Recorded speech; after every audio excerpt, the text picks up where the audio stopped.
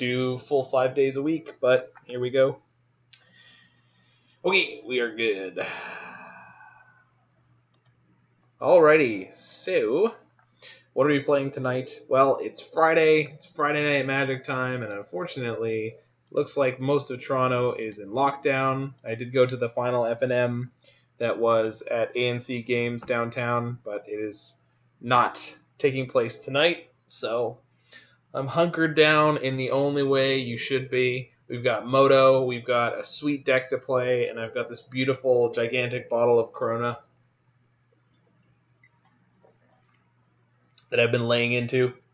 If the end of the world is coming, I might as well start with some mediocre beer and a fabulous deck.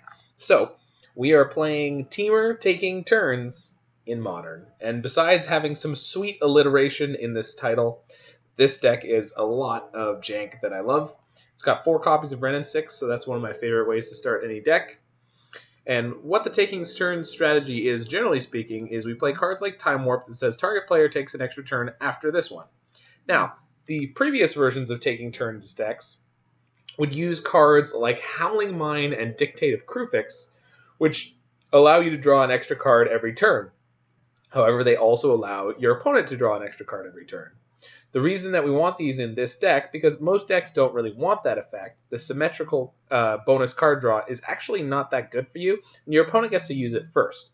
But in this deck, since we're taking extra turns, every time we take an extra turn, we get that effect again. In this deck, we're simulating that effect with the 3 Planeswalkers, Chandra, Tortured Defiance, Jace the Mind Sculptor, and of course Wrenn and Six. So every time we take an extra turn, we get to do an extra Planeswalker activation. We've also got Uro, Titan of Nature's Wrath, who's just a great fit in almost any Temur deck. And one of the most interesting things this deck is playing is Fires of Invention. So this is a 4-mana enchantment that says you can only cast spells during your turn, and you can cast no more than 2 spells per turn. You may cast spells with converted mana cost less than or equal to the number of lands you control without paying their mana costs. And the reason we're playing that is to take advantage of this card, Savor the Moment. Savor the Moment says take an extra turn after this one, skip the untapped step of that turn. So with Fires of Invention in play, skipping the untapped step is suddenly a whole lot less relevant because you can still play 2 spells that turn without paying any mana for them. So on top of that, we've got a little bit of smoothing with Serum Visions, Arcum's Astrolabe, Lightning Bolt for a tiddly bit of interaction. Also got 1 Brazen Borrower, 1 Cryptic Command. But that's mostly the long and short of the deck. And we've got 4 whole copies of Mystic Sanctuaries with our 26 lands base. So we're really looking to get that going as quickly as possible. And when we have Fires of Invention, every single fetch land that we get allows us to reset one of our turn's spells and take another turn. And as long as we're drawing more than 1 spell or 1 card per turn, we sort of net gain as we go along. Our sideboard is once again just a broad swath of some of the best tools to combat the modern metagame. This one's a little bit out of date. This deck is about a month old, coming from Daniel Wong, doing very, very well at PTQ, I believe it was. And we've even got Bonecrusher in the sideboard, so we are feeling ready and raring to go. Some bourgeoisie jank. Dude, this is absolutely the tip-toppest of the jank. This is exciting levels of jank.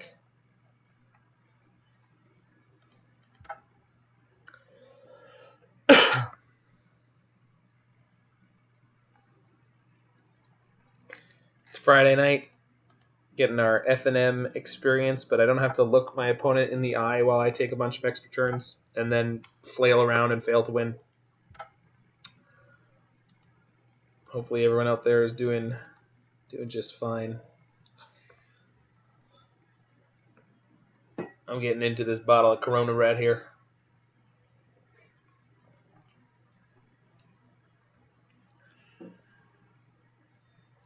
One of the upsides of doing your own FNM at home is you can drink just as much as you want. You will never be ejected by a judge for drunken and disorderly conduct. Not that I'm planning on getting that far, but you never know what's going to happen when you're at FNM. All right, so we're on the draw, but we've got Gemstone Caverns and a Fires of Invention. Sand is otherwise super, super mediocre, but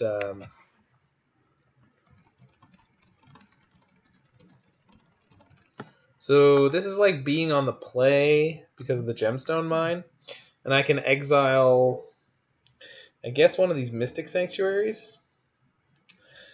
It's a pretty medium hand. Opponent mulliganed. We've got a decent amount of smoothing in our deck. I'm like really tempted to keep this one. Just in the dark. I think I will. I think we're going to pregame action, put this Gemstone Caverns into play, exiling one of our Mystic Sanctuaries. I think 3 should be sufficient for... Actually, since I can play one on turn 1, exiling the Steam Vents should be okay.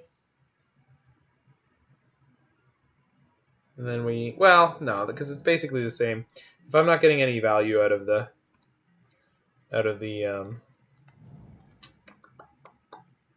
Oh, neat.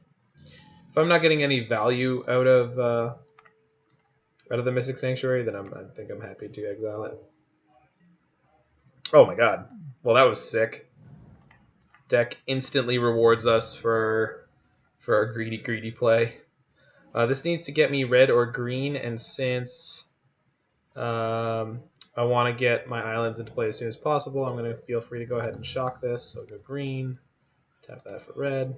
So Gemstone Caverns does the weird thing that you just saw. So if it's in your opening hand and you're not on the play, if you go second, if you're not playing first, you can exile a card from your hand and put it onto the battlefield on the very first turn of the game, even if it's not yours, which is nutty, like we did there.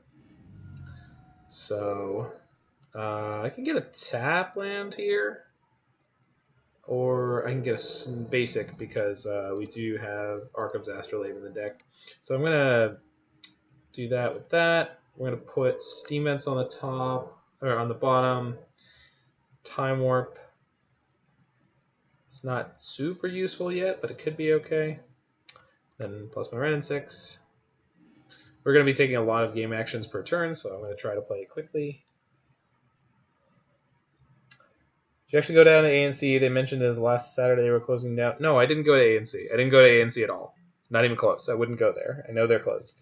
What inspired me to choose this deck? So on the most recent episode of Faithless Brewing, they were talking about Narset, Parter of Veils, and it just inspired me to check this bad boy out. This is Daniel Wong's most recent, most successful version of taking turns. And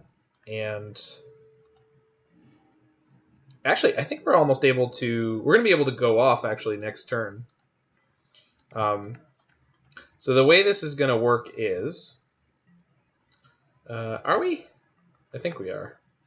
So next turn we can cast Time Warp for 0 mana, plus a Wrenn and 6 up to 7. Then the next turn we're able to ultimate our Wrenn and 6, play a new Wrenn and 6, and then every turn we can just cast Time Warp from our graveyard.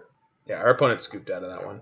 Looks like they got stalled after I killed their turn 1 Noble Hierarch, so it looks like Wrenn and 6 is going to be really good in this matchup. Okay, so I think Bonecrusher Giant's probably pretty good here.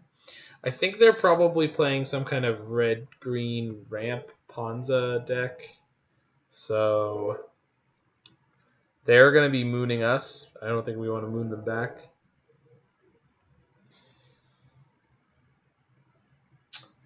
I don't know if anything else in this deck is particularly good here.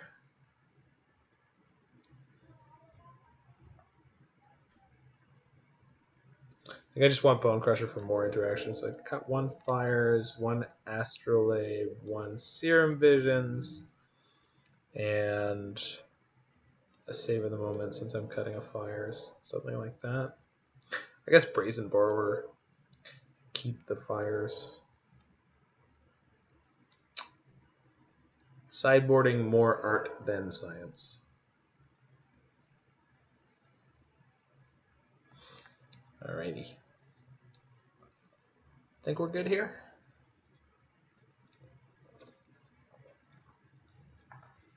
In theory, I could bring in something like Negate or Abrade, but I'm pretty happy with this. Oh, I can't be happy with this. I need 1 more card back. Don't know how I screwed that up, but I did. Keep the Astrolabe in my 3-color deck.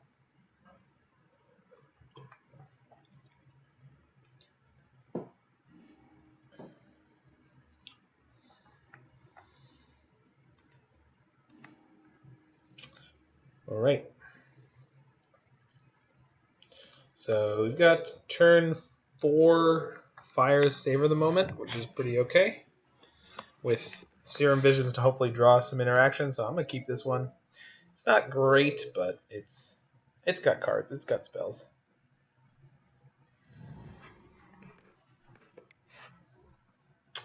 Yeah. Being able to kill that is probably super important, but here's hoping that we will be fine that we did not. I'm going to find a place where I can put my mouse. Maybe this stuffed dragon. Alright, there we go. Yeah, that'll work. Alright, so we drew a Chandra, which will be great on our Fires turn. So we'll put this Fires on the bottom and this Uro on the top. And then we're good. We're good. You're good. So we have literally nothing to do on turn 2, but that's going to be totally fine, I believe, for no good reason. Turn 2 Blood Moon? Yeah? Oh, Gruul Spellbreaker. Alright. 1 Hasty Breaker. It's going to be a reasonably quick clock. So I'm going to put the Scalding Tarn in so I can get a breeding pool with it. There's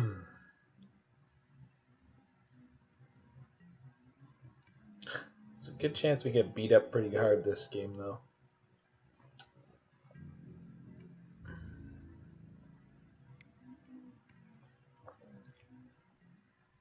Them not playing a hasty threat before combat feels pretty good.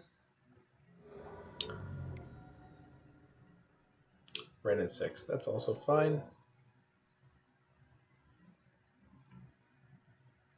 You too may have some value, opponent. You too. So fetch me a breeding pool. Do not need to spend any life on it. Go island. Uro. Steam vents.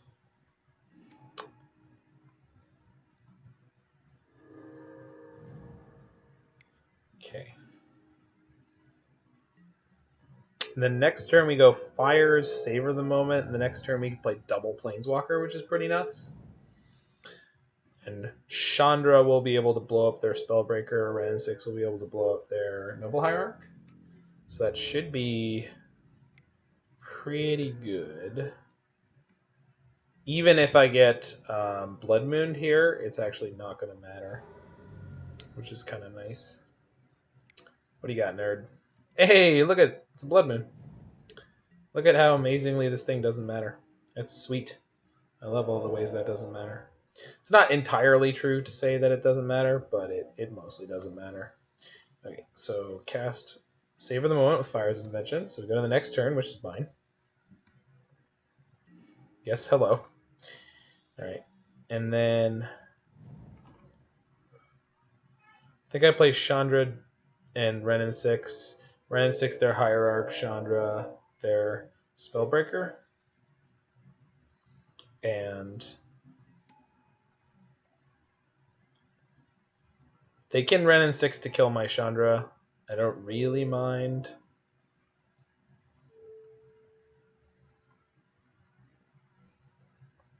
Skitoosh.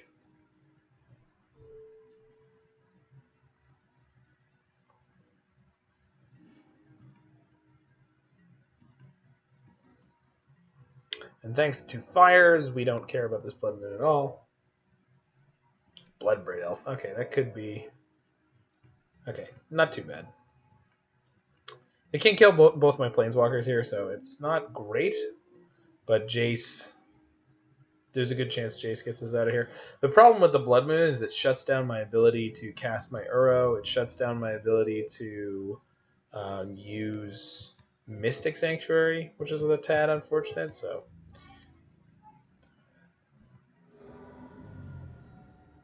There is a Cryptic Command in my deck still. Okay, so play Tarn, cycle Sandbar. Time Warp, that's an excellent draw. I'm going to cast Jace. Going to pick up Lonely Sandbar because that gives me another draw. We're going to cycle Lonely Sandbar again. Okay, we're going to brainstorm. That's super unfortunate because we're currently brainstorm locked and we can't shuffle. So it doesn't really matter which ones I throw back. Cast Time Warp. I will target me. Yes, please.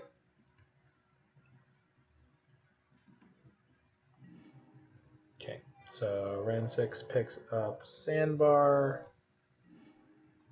Cycle it, draw the other Wrenn and Six. Then we Jace. Okay, Astrolabe doesn't get me anywhere. So, I mean, Astrolabe's going to get me one card deeper, but it's not great here.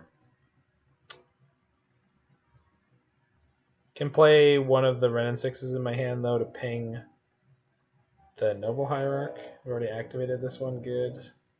So, cast with Fires. Cast with Fires. Okay, there's a good chance we die on their turn, but we gave it the old college try on the back foot. And we are ever so slightly closer to being able to cast Uro.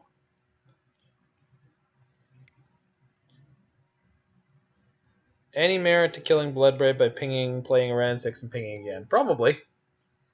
Yeah, it probably would have stopped us from losing right there. I wish I had seen that line. The double Wrenn and Six line does not come up very often. Okay, go game 3. So once again, being on the play would have been a huge difference, but that's how she goes. We are looking to have a Wrenn and Six in our opener here.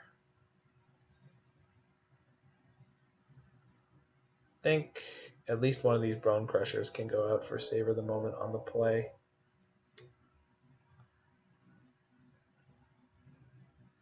Is that how I want to do that? That's not how I want to do that. I think I want these on the play. Anger board in. I don't think so. I think by the time they did that, like, we kind of were screwed up by everything else. A lot of their creatures have haste. I mean, it's possible, but we have enough kind of 1-for-1s. I think the Bonecrusher is a shock and then a blocker and or a win condition is pretty good. Clocks them really fast. I want to be able to shock their turn 1 Hierarch. Like, that's a big deal for me. So if I have Wrenn and Six or Bolt or Bonecrusher, the hand is way better. This is pretty unkeepable. This is slightly better. Pretty sure I'm keeping this one, but I'm not happy about it. Gonna bottom the breeding pool and then fetch it, most likely. I was on the play. I am on the play, so I couldn't exile that opening hand.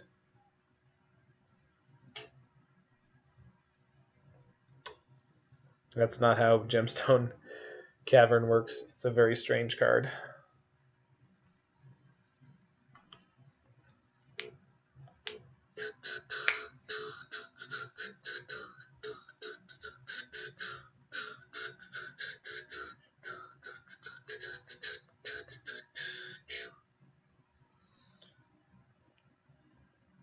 Thought you were on the draw for some reason. That's fair. I just win so much. I'm just always on the draw. All right, opponent, what you got? Show me what you got.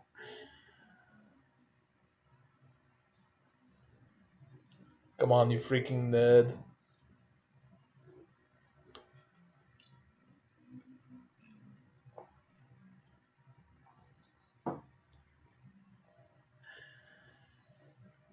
There we go. Opponent keeps their 7. Womp womp. All right. So I'm pretty sure Yeah, bottoming Breeding Pool. And we're going to go turn 1, cycle, and see where we end up. We really want to draw interaction for... Maybe I should have shocked the Steam Vents for this, because the interaction I draw could be Wrenn and Six for their ramp spell. I really, really, really wanted to kill their ramp spell here, so if I draw a Wrenn and Six, I've put myself out of luck on that. Okay, we can still draw Lightning Bolt.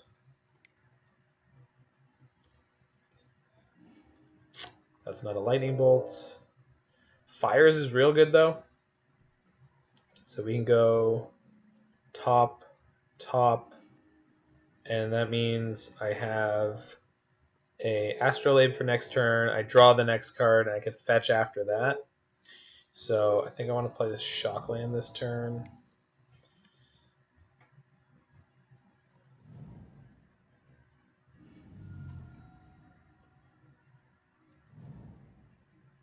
No, I think I should have played the fetch. Shoot. I screwed up. Choke! Wow. Yeah. Yeah. That's... Yep. Yeah, that's the whole thing. So I need to get to 4 mana to play Fires is what it comes down to. I need to draw the Fires next turn and then just slow roll my way up to 4 mana. Because this deck basically doesn't have non-islands. I think I boarded out my Brazen Borrower, so like my ability to interact with that is like almost none. Okay, this is kind of funny. So this is going to let my Steam Vents untap, which is actually going to get me closer to casting the Fires. So this is a surprisingly... This is something I've seen happen before, but it's strange to see the same player playing both. They're paying costs. What are they paying costs for? Okay, there we go. Relic, sure.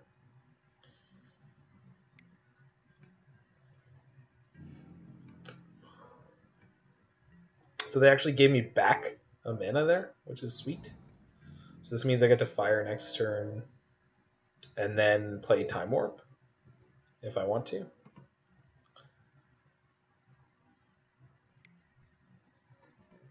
Sure. Spellbreaker, sure.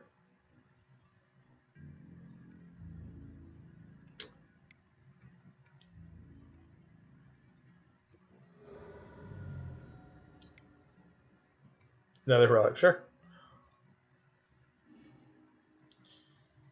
Wrenn and Six. Do I go Fires Wrenn and Six this turn as a sort of, hey, look, a distraction? I think I do.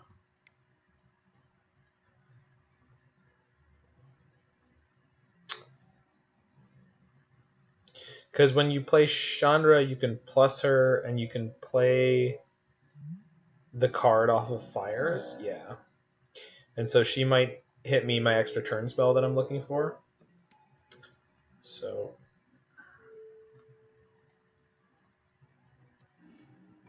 suppose there's a possibility that they have a way to kill my Fires of Invention, and in that case, I've really set myself up poorly here. But I think with all the ways that they're attacking me right now, with the Relics and the Blood Moon and the Choke, I'm going to assume that they don't have, like, A-tier enchantment removal.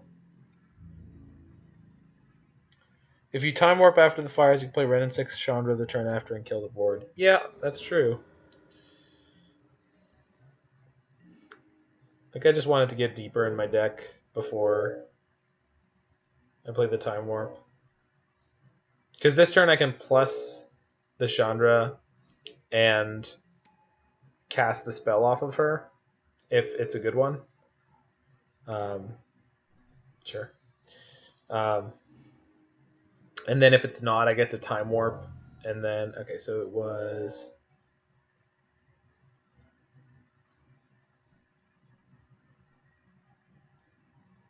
a Mystic Sanctuary. All right. So now I just Time Warp.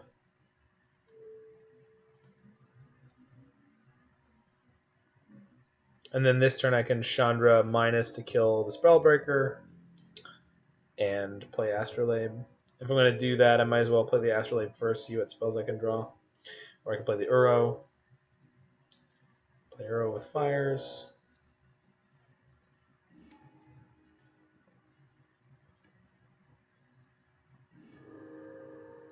Yeah.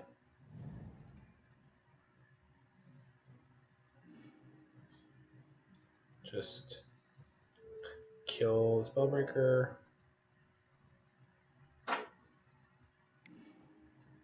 Sure. Relic me in response? Sure. Cast Astrolabe. Suppose I didn't need to use the Chandra to kill that necessarily, but Uro, then escape Uro. So I don't. Oh, maybe. No, I didn't have enough cards in my graveyard. Not even close.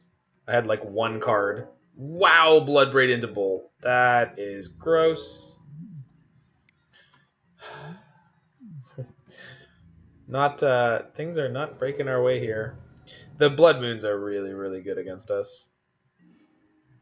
Oh my god. Yeah. There's just so many blanks in my deck because of the Blood Moon. The choke is surprisingly not all that powerful.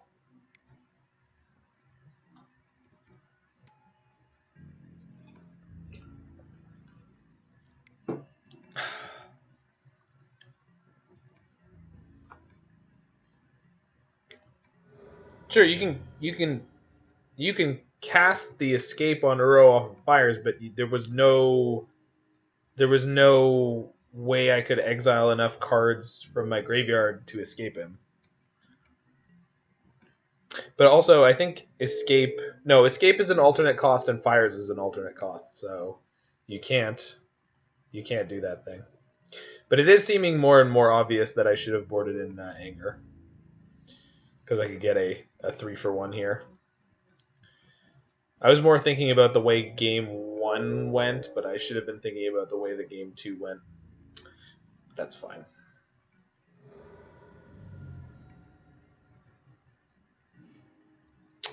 Yeah. So I think I Chandra. I think I plus her and hope to draw some kind of interaction. If I minus her and kill anything, they can just kill her. So this is like the highest chance to do something for me. But of course, we exile land again. This Chandra, these Chandras just do not want to cooperate.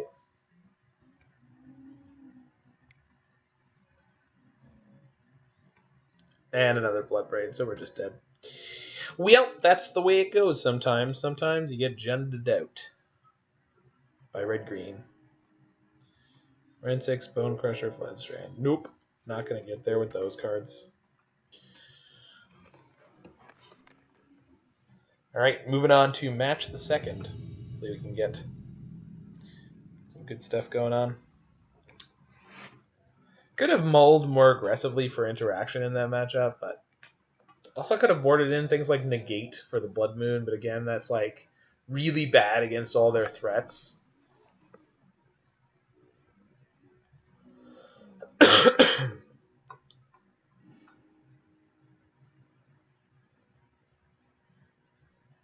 Oh, right, because the Hierarchs don't trigger. Yeah, that's... I don't care. We weren't going to make it anyway. Top of our deck was not getting us out of that. But you're right, I wasn't actually dead there.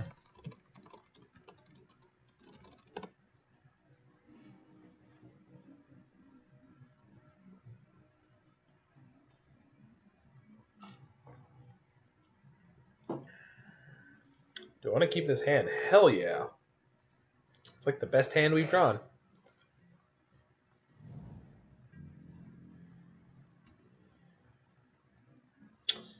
Okay.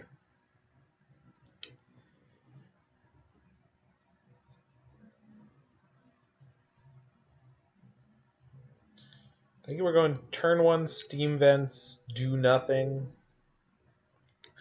Although against blue-white, I'm pretty sure I could shock. blue-white with the upkeep stop. Super.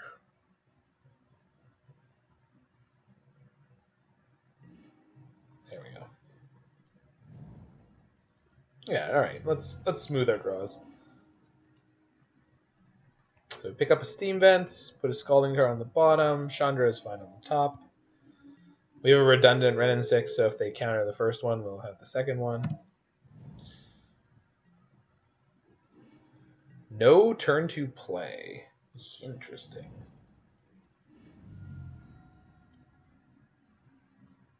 Is there a snow-covered forest in this deck? There is not.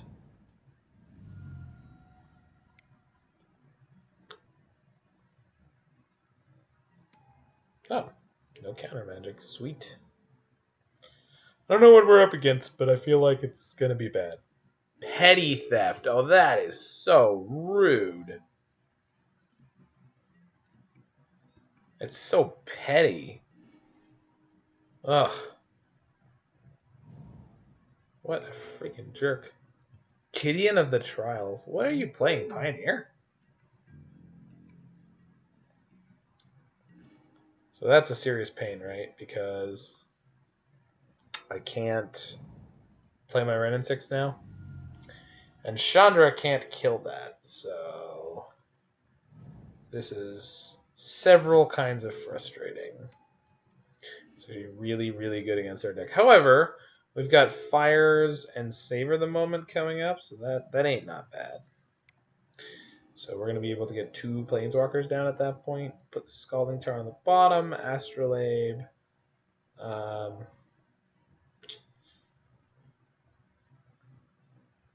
Astrolabe on the bottom too. I'm just looking for more turns spells right now, I think. Wrenn and Six does give me access to Mystic Sanctuaries. I don't have a way to draw an extra card, but... And if they're able to counter my Savor the Moment... Or sorry, my Fires of Invention, we're going to be in a little bit of trouble, so... It's going to be an interesting next couple of turns. Or not, or they're just going to counter our Fires and kill us.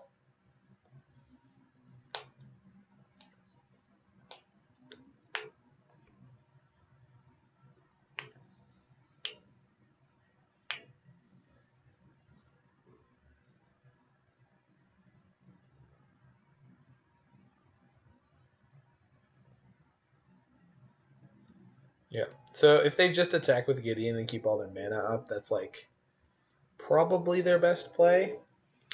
As for my best play, it might be to play Wrenn and Six. If they counter it, play land, play a second Wrenn and Six. If I can get Wrenn and Six into play, it could be a distraction for a turn. It helps me get another land drop. Because if Fires is countered, it's not a good time. We'll see. What do you got? What do you got? What do you got? What do you got? What do you got? What you got over there, nerd? Oh, they're playing a spell. Serum Visions. In blue-white control? In this economy? The hell do you think you're doing?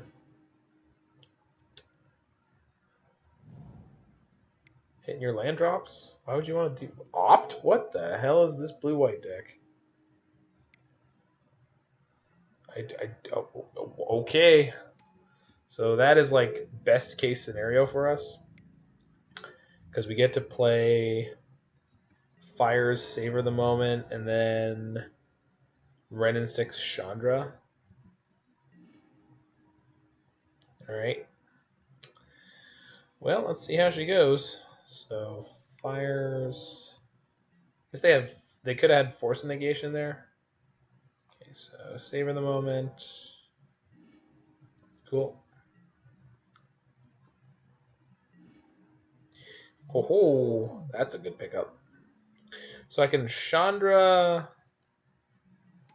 I can cast the top card of my library if it's any good. It's a Lightning Bolt. So yeah, I can cast the Lightning Bolt with Fires. Lightning Bolt's not good enough right now. And then we just go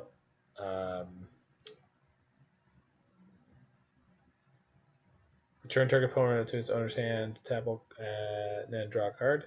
Yeah, that's all I need to do. There we go. Bye, Gideon. Cool. Oh, sick. All right, so next turn is going to get nasty if they don't have any kind of counter magic, which I'm assuming that they do not.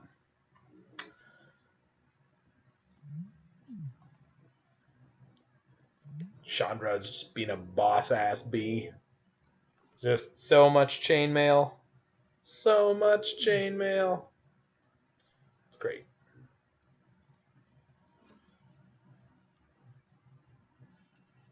So what we're going to do is we're going to play Wrenn and Six, get a fetch land out of my graveyard, fetch for Mystic Sanctuary, Savor the Moment on top of my deck, plus the Chandra, and then cast the Savor the Moment.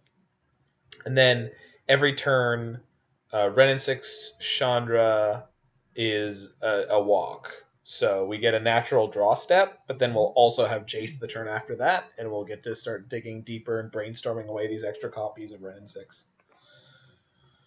So it's gonna be a neat time, assuming that they don't have counter magic. I think I might have lost Roy the boy, Pasarathnath then. Pasarathnath from my chat, but that's okay. Just hanging out here, taking some turns, slamming through this Corona. Both the time in quarantine and this giant-ass beer. 710 milliliters, folks. That's like 0.71 of a liter. Jesus. 7.1 deciliters?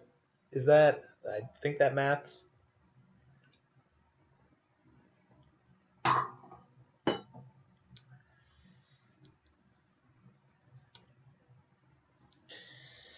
Well, it's a good thing you're still here, Roy, because my opponent is just like fully checked out. Jeez.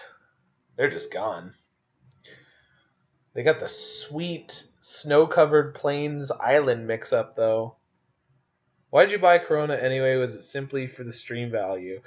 It was for the stream value. It was for the meme value. I also tweeted at Corona that I thought it was egregious that anyone was correlating their product with the current global pandemic. So I wanted to buy their beer in solidarity because I like beer. I don't really like their beer that much. It's fine. It's not terrible, but now what we got to do, Roy, is get some cool beer and do a joint stream. Got to get you on stream and get you drinking cool beer on stream. For anyone from Southern Ontario who is aware of cool beer, it is quite the product.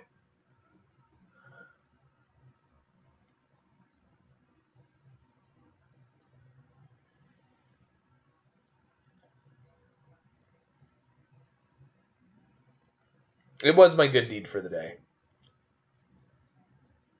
I also told Corona in my tweet that their slogan is not as good as Carlsberg.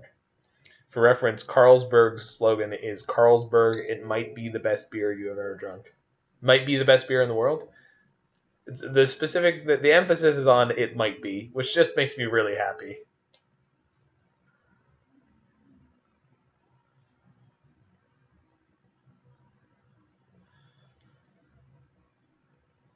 Cool beer is terrible. That's what's special about it. It's like if you compare actual beer to like Coors Light or Molson Canadian or Bud Light, that's the same comparison of Bud Light to cool beer. Is it probably the best beer in the world? Yeah, there you go. You know, probably. I don't know. I haven't done the research. There's something great about that.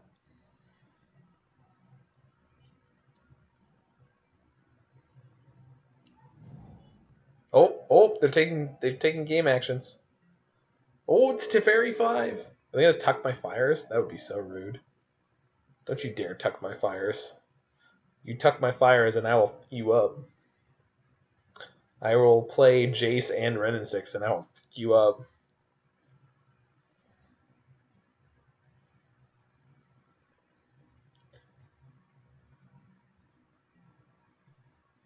Tux my Chandra. Yeah, okay, that'll work. Okay, so we ripped a Time Warp, which is just about the best thing that could have happened there. So we cast Jace, we cast Time Warp. Yeah. So draw 3, put back Wrenn and Six, cast Time Warp. I think we're deterministic from this point. So cast Wrenn and Six, play this fetch, pick up this fetch, fetch a Mystic Sanctuary. Mystic Sanctuary puts Time Warp back on top. Okay, yes. Okay, then we Jace Brainstorm.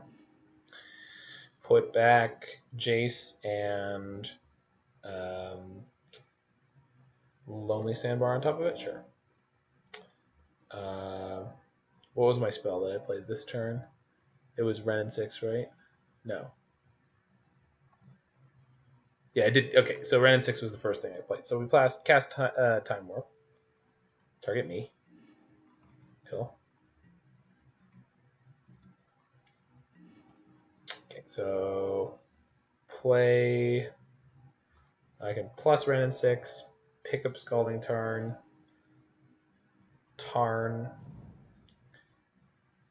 fetch one of my sanctuaries. So I've got 2 more. Get the Time Warp. Okay. Yes. Okay. So the top card of my library right now is the Time Warp that I want to play. So we can go Chandra plus cast Time Warp on me. Then we Jace Storm. No. Sandbar first, because I don't know the top card of my library. Then we Jace Storm. Cool. Put back Wrenn and Six and Mystic Sanctuary, Wrenn and Six. And so right now I've got to Savor the Moment. I've got 2 Sanctuaries in my deck. Cool. So cast Savor the Moment first. So I've already played my 1 spell for the turn, so I don't need to worry about that. Let's exile the top card of my library. Was a land. I think it was the Mystic Sanctuary, which is a little oops, but that's okay. Plus Wrenn and Six, pick up Scalding Tarn, yeah, because then we can get ahead. Cast Uro.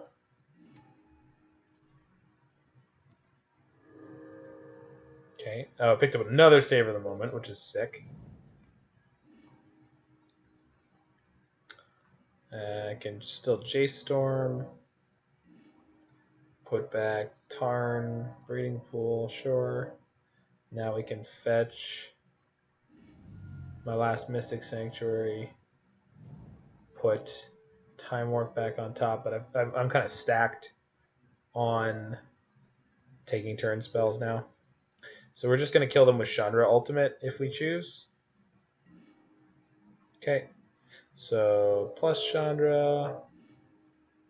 Cast Wrenn and Six. No. Okay. Plus the Wrenn and Six, pick up a land. So I kind of had 2 different ways I could go off here. We Brainstorm. Wow. Okay, so I have infinite kill you. So cast Time Warp on me, go to my next turn. Okay. Then we Chandra Emblem. Cast Time Warp. Chandra Trigger. Weird, I can't save targets. Cast Astrolabe.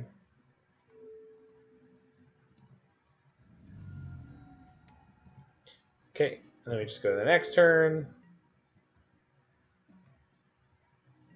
Oh, what's up? We got Alex in here. We got my boy Brian, the great Brian Ching.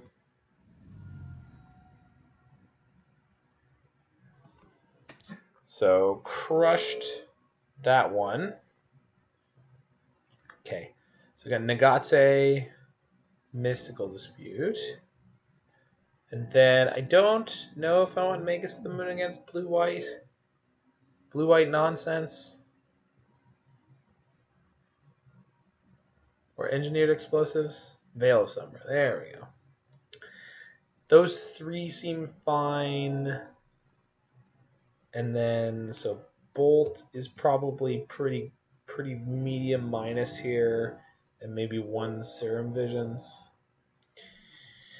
I think everything else here is pretty good. Klothys could be okay.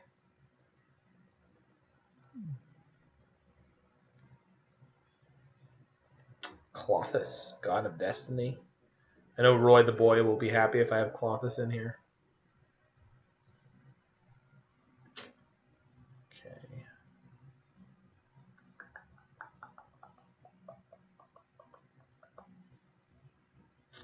What do I want to cut for a Klothys? Another Serum Visions? Nah. Yeah. I guess so.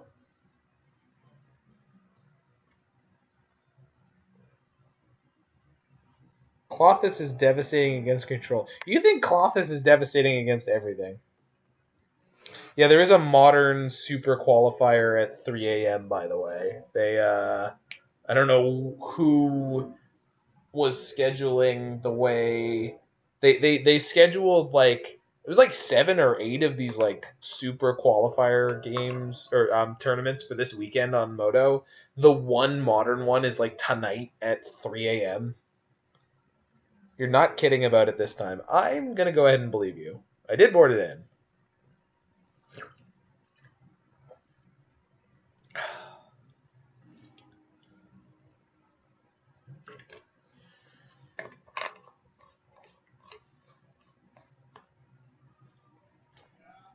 So this hand has Gemstone Caverns, but it doesn't have a second land, and it's not a snow land, so I'm pretty sure I got to mulligan that.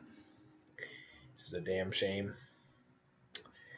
This is considerably better. I think it's keepable considering that our deck plays a million lands. I think I bought him Cryptic Command because if everything goes as planned with this hand, we shouldn't need that Cryptic. So here's hoping the motley crew of cards I have here is useful. Playing Mono White and Pioneer, it's pretty good. That is actually one of my favorite Pioneer decks. I really, really, really like that deck for Pioneer. I just don't have the cards. I didn't want to get 4 Walking Ballistas or 3 more Walking Ballistas, and I didn't want to get the Heliods, but it's really good, and it's quite fun to play. I often kind of felt like I was playing like a mid-range control deck. You don't need to try to win the game very often, but when you're playing against control decks, you do play a lot of small, sweet utility creatures, and yeah, it's a good time. Okay, so I am looking for some of these lands, so I could...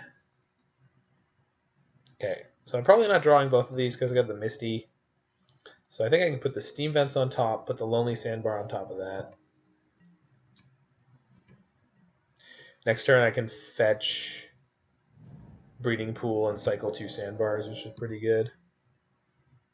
But then if I want to hold on to any number more of the lands that I can. Cycle Hieroglyph. This person is playing Serum Visions Opt and cycling Hieroglyphic Illumination. I don't know what they're doing, but they're doing it very consistently. Like, they're definitely all in on the consistency. Yeah, we can cycle now. For sure. Nagate. Oh, that's a great pickup. Man, that made this hand so much better. I think I want the option of playing Brazen Borrower, so we're going to do it this way.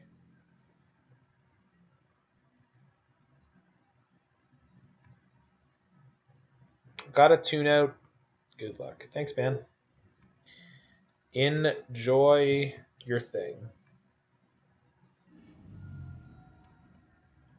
End of turn fetching. Oh god. Are they going to cast more cantrips? Are they going to cantrip further? I don't know what to do. Click. Yeah, that's a card. Resolves. Do you want to click me? So I think if I let them click me, I'm going to let them click me. If they click me, they can take my negate. I'm assuming they're going to take my negate, and then before the turn ends, I'm going to fire off this Brazen Borrower to block. I think that's where we're at.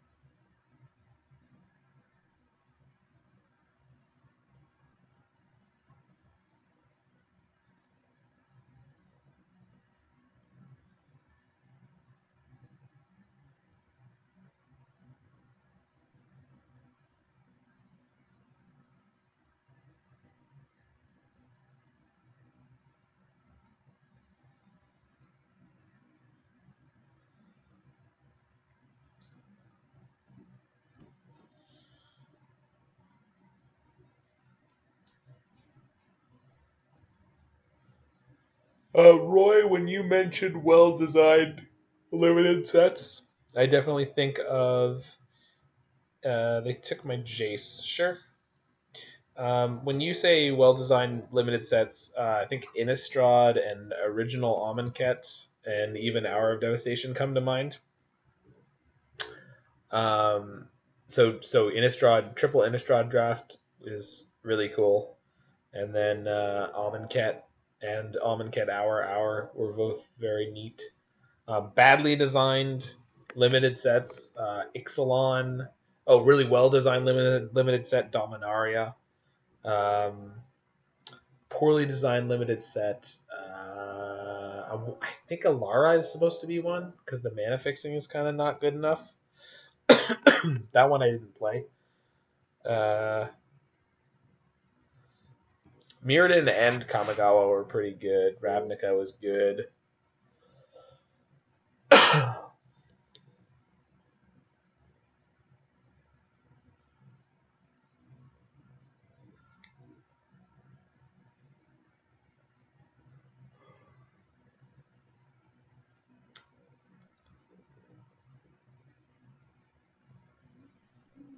This opponent likes to tank forever. Your fairy wizard will never beat my fairy rogue.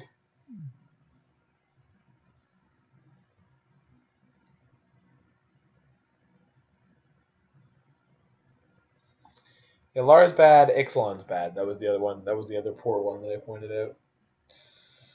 Ixalan bad. Ixalan, and then I think Rivals was even worse, if I'm trying to remember correctly. Or was it better? No, I think it was even worse. Because it added more tribal payoffs.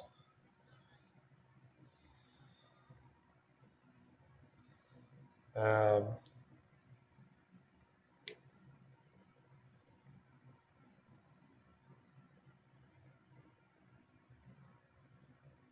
have a big problem with the Enchantment Matters set. So I didn't play the original Theros, but Theros Beyond Death.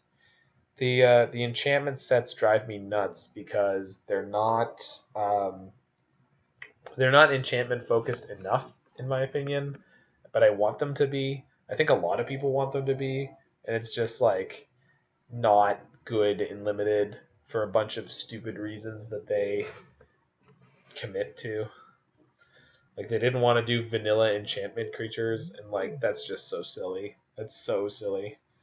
Was it Alara or Alara Reborn? I think it's ALA.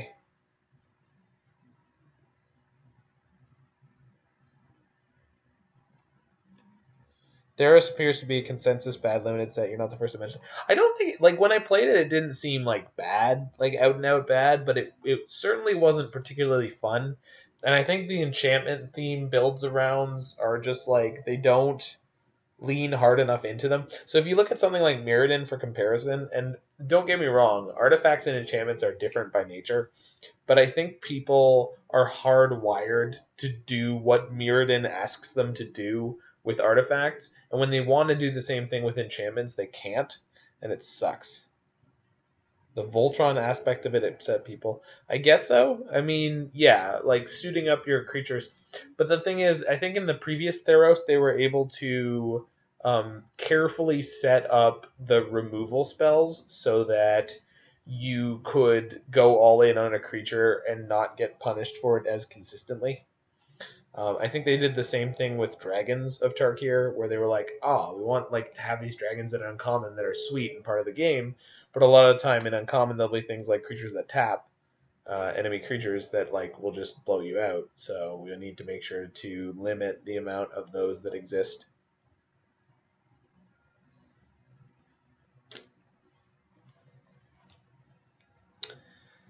It's definitely a interesting line to walk. Not the easiest thing in the world to do. All right, opponent is like getting like dangerously close to just straight up timing out. I believe they're not doing anything. But I do get to look at this sweet Vendilion Clique art. They're so cliquey. All good input, thanks. Well, that no, I try. For reference, Mirrodin was a great draft. Mirrodin Darksteel was an okay draft, and Mirrodin Darksteel Fifth On was really poor because it diluted the themes. Do you like the Morningtide or MM2 Clique better? I like the Morningtide Clique better, but I like the Judge promo Clique best. The Judge promo Clique is like the bomb. That is the best. Oh, just right in my heart, baby. It's so beautiful.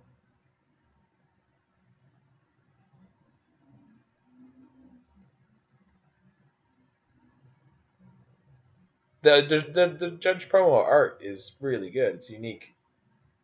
It might be, but like it's a composition that I actually like. But like one of the things about this one is like it's very busy. It's like hard to see what's going on, and the thing I like about the Judge one is it's really clean. You're not surprised? I usually hate Jesper Ising's art.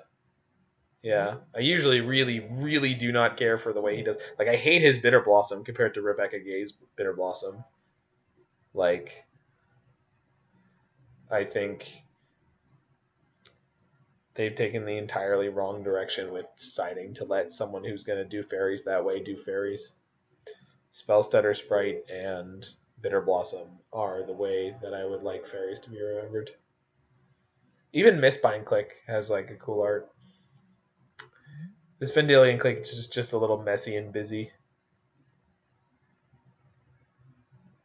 I don't know this Michael Sutton, but yeah. And almost all of the new arts are not my favorite. What about compared to Nils Ham's Bitter Blossom? Which one's Nils Ham's? What is that from? Is that the new one? Like the Secret Lair?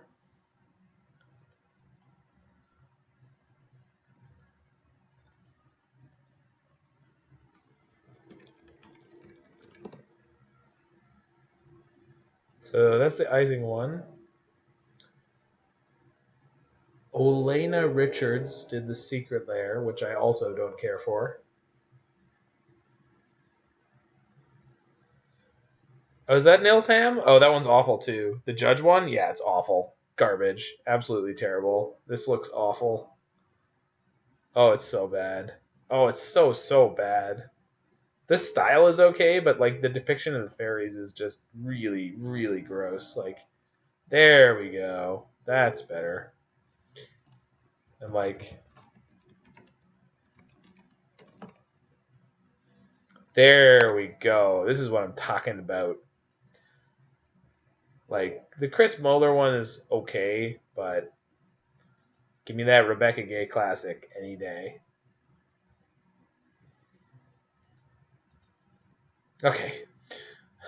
Opponent lost due to inaction. Well, we're 2-0 as far as that match goes. We are 1-1 overall, but we're 2-0 in that match. Yeah. Pepper Smoke is another great card depicting a fairy. Thoughtseize is awesome. I don't remember who that is, but I think it's the Russian sounding name. Yeah, Alexei Briskot. I don't know. Briskot? Briclot. Okay, Briclot. She has good ethereal art. Yes, I like Rebecca Gay's Dark Ritual the most. It's not even about the ethereal, like the literal choice of doing it as like watercolors is just fantastic. I think I'm gonna keep this.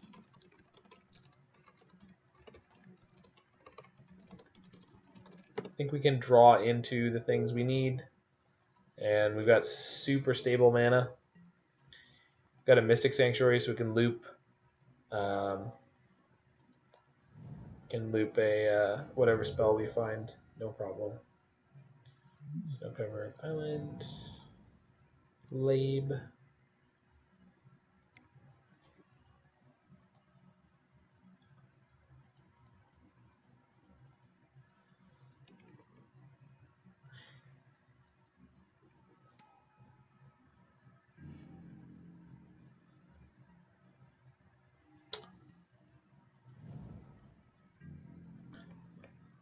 Ooh, a Flooded Strand deck again. Oh.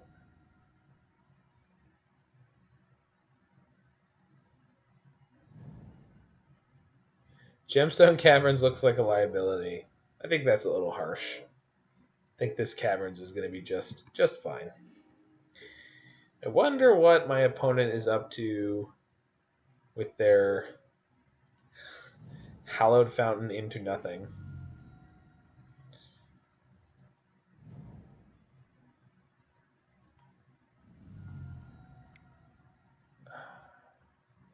It's got to be Spell Snare, right? They have to have the Spell Snare. Let's see. But I don't know why they would shock so aggressively like that, like fetch shock main phase. Okay, well, maybe we'll never find out. Blue-white Stoneblade. Yeah, I still don't know why they would fetch shock so aggressively like that. Like, they did it on main phase. Like, I just don't particularly understand the value of it. Yeah, it could be a lot of things, but, like, I just don't understand the value of them making the play the way they did. Like, now, like, there's almost no chance. Okay, they're going to opt? Sure. But, like, yeah.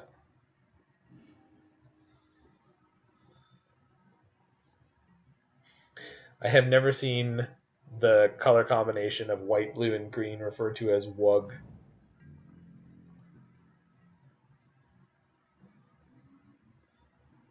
It almost always gets the Alara treatment.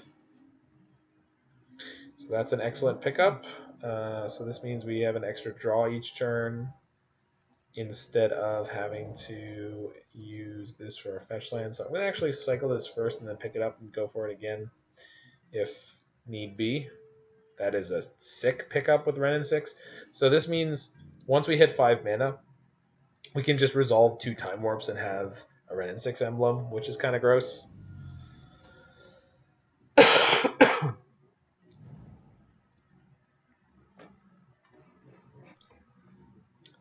They have the sick, what is it, the Guru.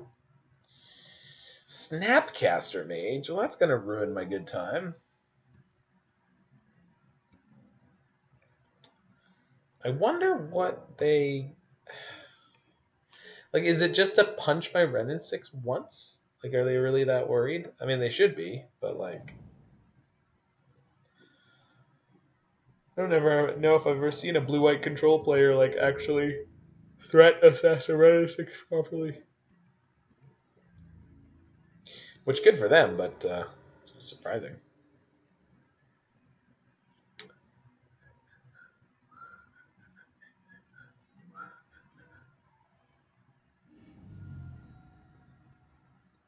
Okay, Breeding Pool. I do not wish to shock. I do wish to cycle.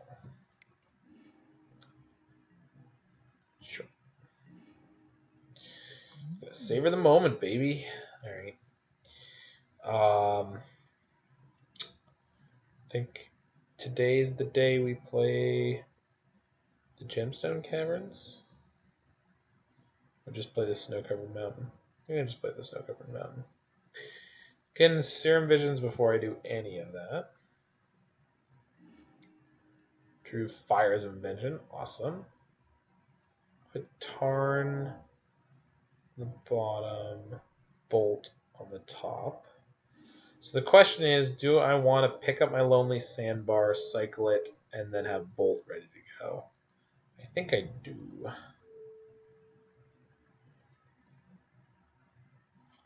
Because if they have some kind of interaction, this allowed me to plus my Wrenn and Six instead of minusing.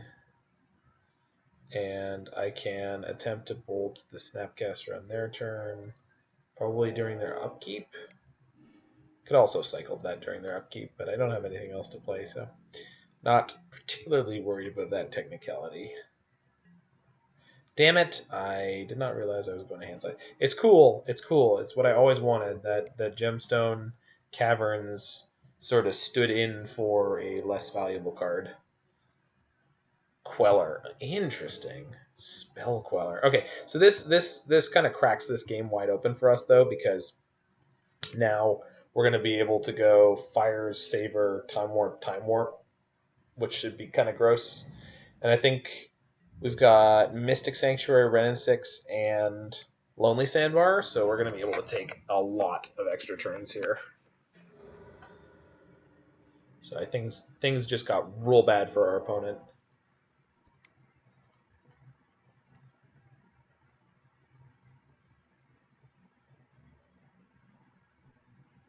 Unless they have Force of Negation. Let's find out. Cool. So this turn, I don't need to reset anything. So I can just play this island, pick up my Lonely Sandbar,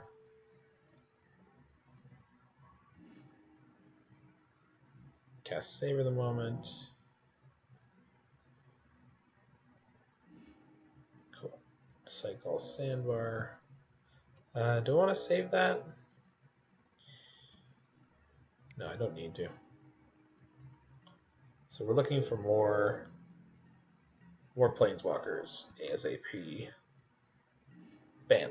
Ah, damn. I was really hoping I was just going to draw one. Okay, so I can Mystic Sanctuary, put... Okay, so cast Time Warp on me. Play Mystic Sanctuary. Reset the Time Warp. Pick up Sandbar. Cycle Sandbar. Cast the Serum Visions. Pick up Brazen Borrower, bottom, Fires, top, Chandra. There we go. That's a win condition. So it looks like we got there. So cast Chandra. Plus Chandra. Delta enters exile, it's fine. Plus for Lonely Sandbar. Play Delta. Play Time Warp. Target me.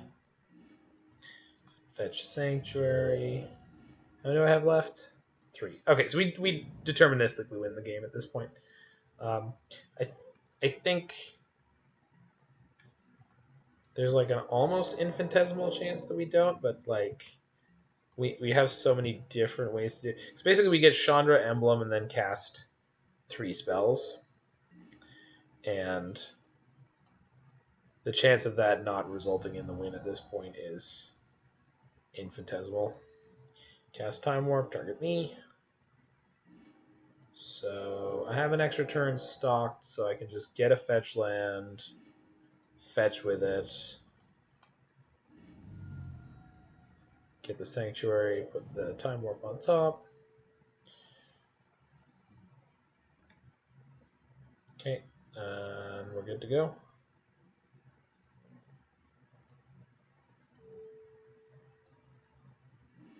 Yeah, cool. Right, because I didn't actually cast the spell with Chandra.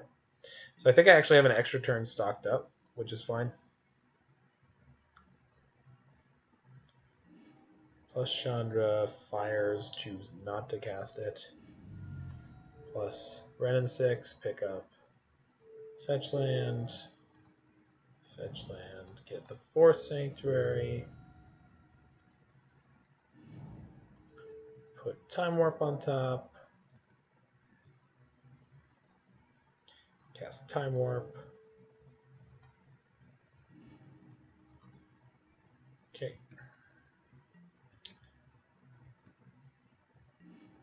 This turn I could just double Emblem. Yeah. I mean, I don't need to, but I'll actually plus Wrenn and Six one more time. And then this is like actual deterministic. So choose me, target them. Oh, and then we only need to cast one more spell, so we're just going to do that this turn. Cast the replacement Chandra, target them, and that's game. Boop. Alright. It's a combo, quote unquote, that is non-deterministic and requires a lot of clicks. So, yeah, it's definitely a thing you can do. Did I have a fourth card I boarded in last time? I feel like I did. Oh, Veil. There it is. We shave the bolts out. Although, no, they're playing Spell Queller, so I don't want to do that. Definitely a couple Serum Visions. Maybe one Savor and one... Oh, I don't need this negate against them, I don't think. Alright, I'll be back in 2 shakes. Just need to hit the washroom. Stay tuned.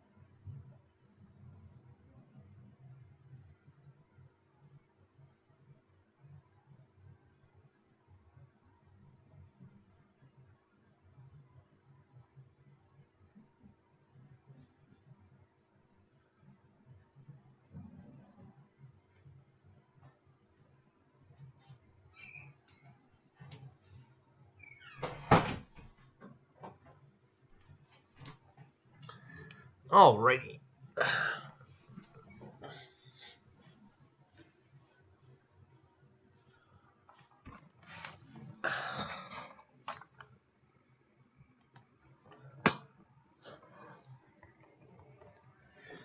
Roy, were you telling me that he was playing Rug Stoneblade, but that you have a typing lisp? Is that what was happening there? I think that's what was happening there. Alright, I'm going to keep this mediocrity. He was playing Wug Stoneblade. What?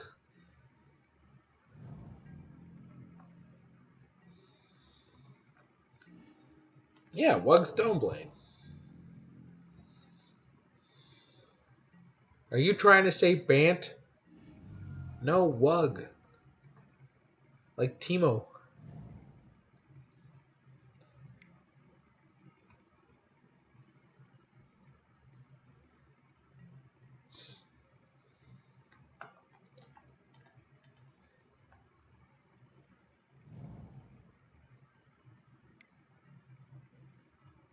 Stoneforge. Sick.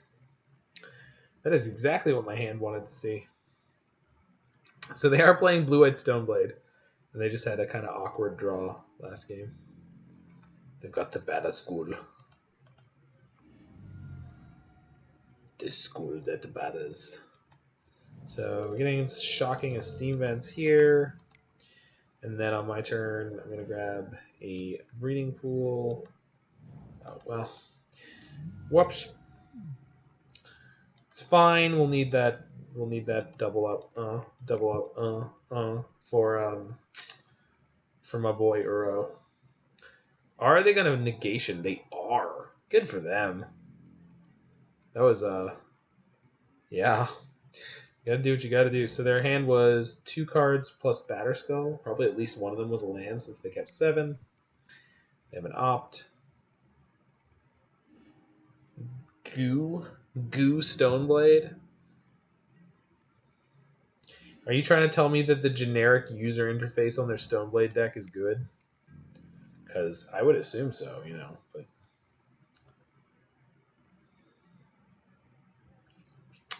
so we've got Fires into Savor the Moment here, which could be okay.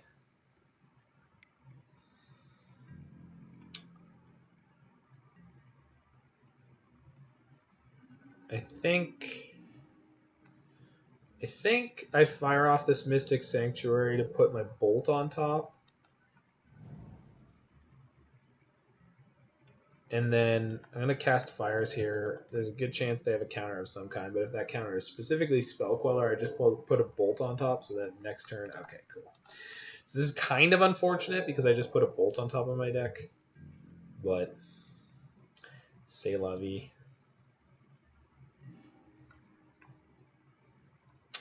So... I can keep taking turns here for a little while. I guess I should do it until I run out of land drops to make. Oh, they scooped. Huh. Okay, so secret win condition found. Who's on first? I don't know. Tell me who's on first.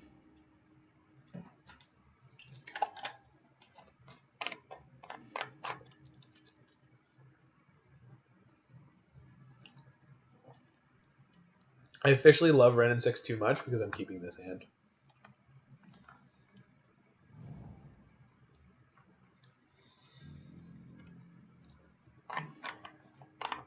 Mountain into nothing, eh? I don't trust it.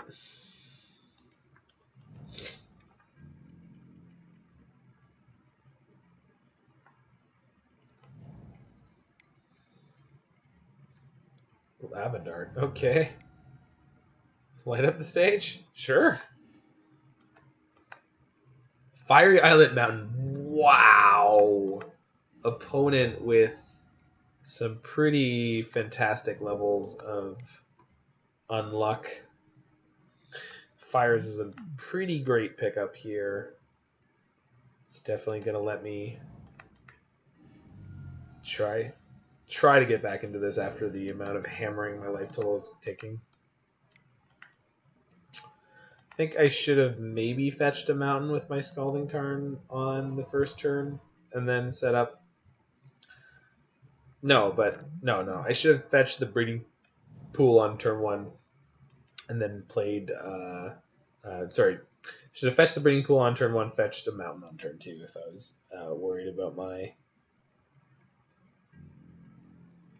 Mono Red Prospect looks more problematic than I anticipated. Are you telling me it's better than you thought it is? Because it's a very, very good deck. Like, I initially thought that it wouldn't be that good until like the first time I ever played it, and I was like, oh, shit. Deck's real good.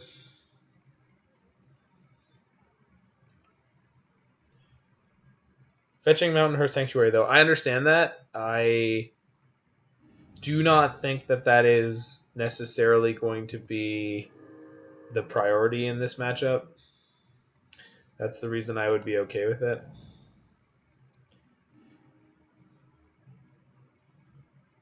So I can fetch now. Or next turn, I can play Savor, fetch, and then loop the Savor just to get a ton of land drops. So I'm not forced to make a choice either way. Actually, next turn I get the Fires, right? So actually next turn I go a little nuts. Got it. Sick. Next turn I can take a lot of turns. So as long as my Wrenn and Six doesn't die, which I don't think they're incentivized to do, then I'm going to be in really good shape. It also hurts Uro escape. Yeah, again, not super worried about that, but you are correct. It might even be worth getting the second green source near the end of this turn just to be set up for the Uro that I will eventually be casting. Burst Lightning, sure. I think we're good, though. I think their hand was sufficiently terrible that I'm just going to loop them to death, like, now. So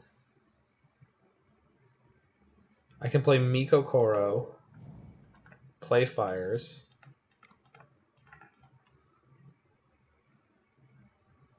play Savor, fetch, reset the Savor, pick up the fetch, then pass the turn.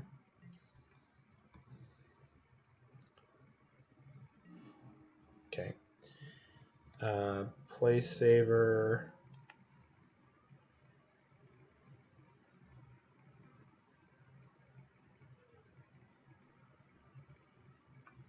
So they conceded. Wow.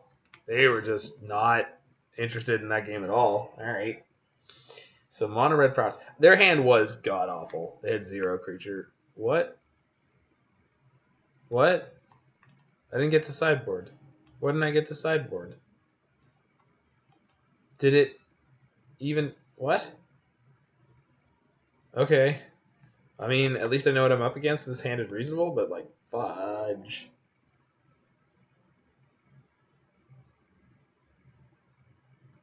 Do we actually want things in our yard? Escaping Uro is priority number 1. I don't think it was there. I think we were just going to go infinite with Wrenn and Six. And then at that point, we could escape the Uro when we want to. Yeah, but it skipped theirs too, right? Like, there's no way they sideboarded there. There's no way they sideboarded in like 3 seconds. I don't think that either of us got to sideboard for whatever reason. I think it just kind of effed off. It was just like, nah, no one's sideboarding this game. You just make do. Hold on, I'm grabbing another beer. They're in a box over here, so.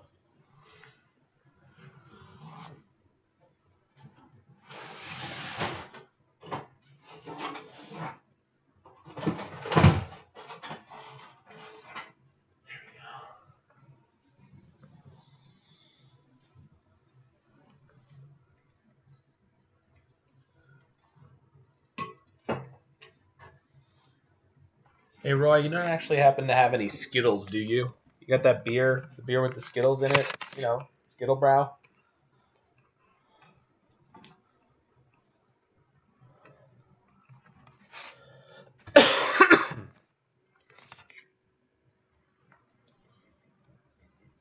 Actually don't care for Skittles, so even if you have Skittles, I'm not actually interested.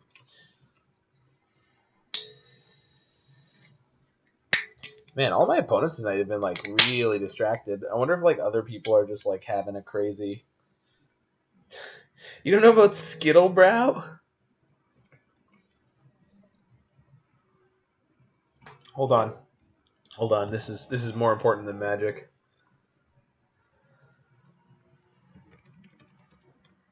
Oh, all caps.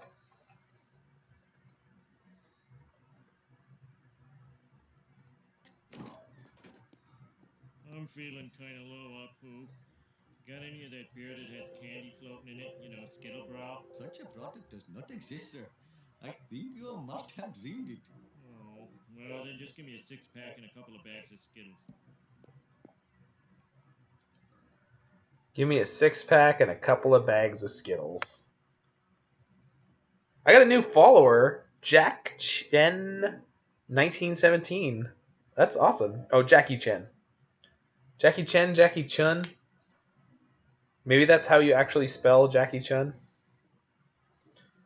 I hope you're not like 1917 as in that was your birthday, because you are doing exceptionally well, Jackie Chan. And I don't mean just being alive. I'm also including the fact that at that age you were able to find Twitch. Although I did explain to my grandmother what Twitch is, and I was like, people would love to see my grandmother play Mario on Twitch. I'm sure people would actually kind of go nuts for it. So if the quarantine and such continue for longer, that might be a thing I have to hook up.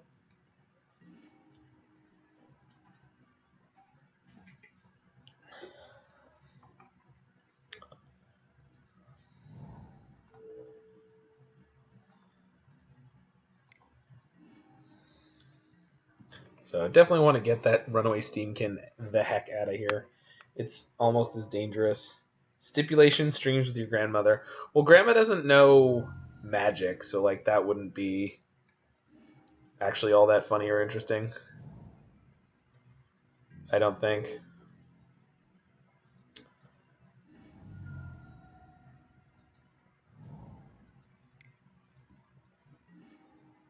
Okay, so we're going Uro. And then next turn we get to go Savor, or we get to go Fire Savor, so we're definitely on schedule here to do very well. And we can, again, set up to start looping the Savor right away. And we drew Wrenn and Six. So this is all coming up Millhouse, in my opinion. That's what makes the stimulation so novel. So, like, how do you propose that we do that? Like, do we, we look at, say, some options for stipulations and then have my grandmother choose them? Like, because that would work. Like, she would be able to do that because then you have the options laid out. Okay, so we're Mystic Sanctuarying. We're getting back this Savor. Yes. This turn we go cast Wrenn and Six. Pick up Misty. Play Misty, cast Savor. Fetch Sanctuary. And we'll eventually be able to grab the Uro doing this, because I have the extra fetch land in my hand.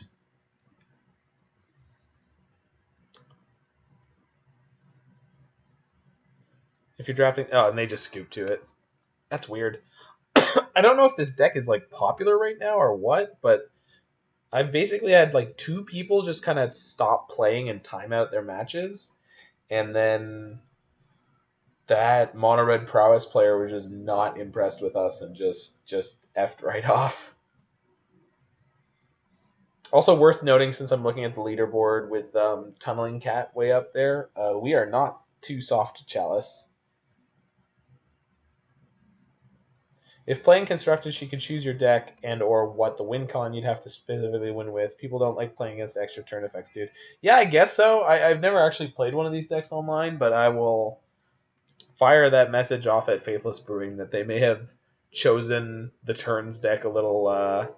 if they haven't played it before in a league, it's this data is not good data.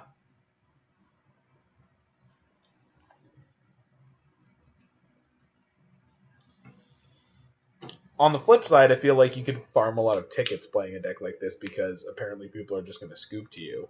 And it is a reasonably good deck as far as I know.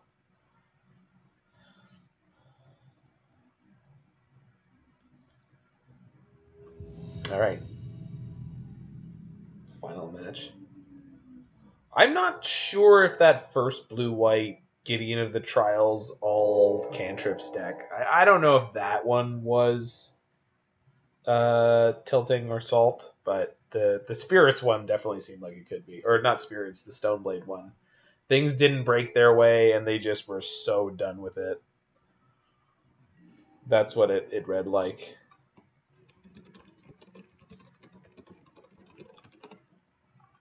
So because Arcum's Astrolabe is an incredibly balanced card, we can actually cast turn 2 Wrenn and Six with this hand, so I'm keeping this. It's a very, very reasonable hand. Foothills. Okay. So this is likely Titan or Titan Shift. By Titan, I mean Omelet Titan. Sometimes it doesn't actually play Amulet of Vigor, but Amulet Titan, Amuletless Titan, or Scape Shift are the most likely. Could be a really slow... Okay, so it's Scape Shift. So Titan Shift for sure. I think we have a pretty good matchup against Titan Shift, because I think their combo is slower than ours as far as this league has been sort of showing me. Although we have to take a bunch of damage here, so they were on the play.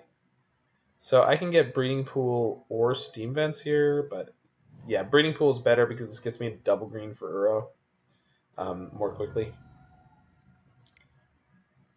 Is that correct, Roy? More quickly? Not quicklier is my grammar. What surprises me is this is happening in the winner's bracket. Yeah, I guess so. I mean, you got to remember though, the brackets on Moto are not that strict. When we were going for our 4-0 yesterday, we were playing against someone who was 3-1. So we were 3-0 and they were 3-1.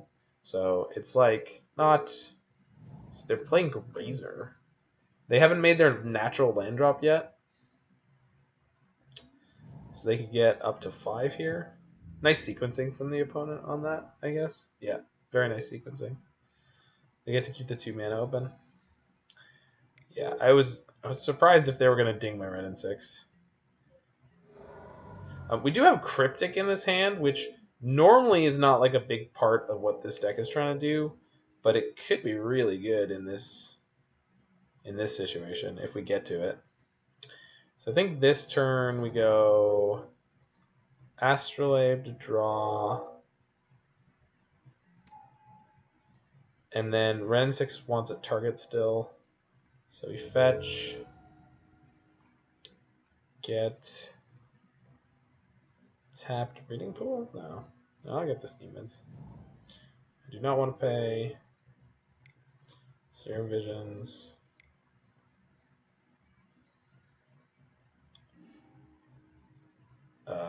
Sure. Actually, I think we have to bottom. Definitely got to bottom the Brazen Borrower. I think Chandra might be okay, but we're going to have to hold up.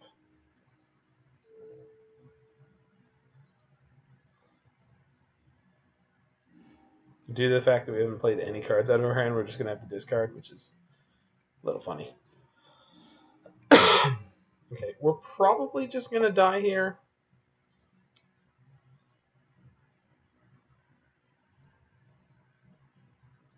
What's so special about Cryptic? It's just the fact that we have the one Cryptic, and yeah, countering a Scape Shift or a Titan is really, really good. Unfortunately, they're going to be able to do it on turn 4, assuming their hand is good, so we might be SOL here. Dryad, yep. So if they have a Valakut, they can do 3, 4, 5, 6, 7, 8, 9 damage here. If they have Escape Shift, we'll just die several times over. Oh, neat. Okay, so this is the point at which the Cryptic should be excellent. Oh, I could just play the Chandra and kill the Dryad. That's probably better. That's probably way better. So do that, do this.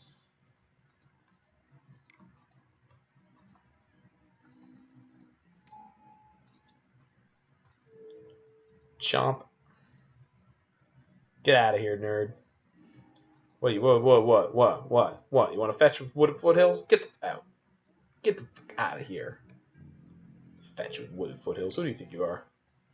Uh-oh. Lightning Bolt. No. Chandra. You didn't get me a 2-for-1 against one of the most important cards in the deck. No. So here's hoping they don't just rip the Titan here. They're fetching. I think they may have ripped the Titan. Which means they get to blow up my Wrenn and Six, which sucks. Oh, or they chose to play the Dryad last turn instead of the Titan? Yeah, I guess that makes sense. So now they get 6 damage. Oh, no, 12, right? Because they can get to... Oh, no, the Valakuts aren't mountains. So they can get 2 Valakuts, though, and then each subsequent mountain that they play... Oh, right. Man, I haven't played against Valakut without a Dryad in play in so long. Okay, so I can Cryptic this turn to tap their team and then reset it indefinitely.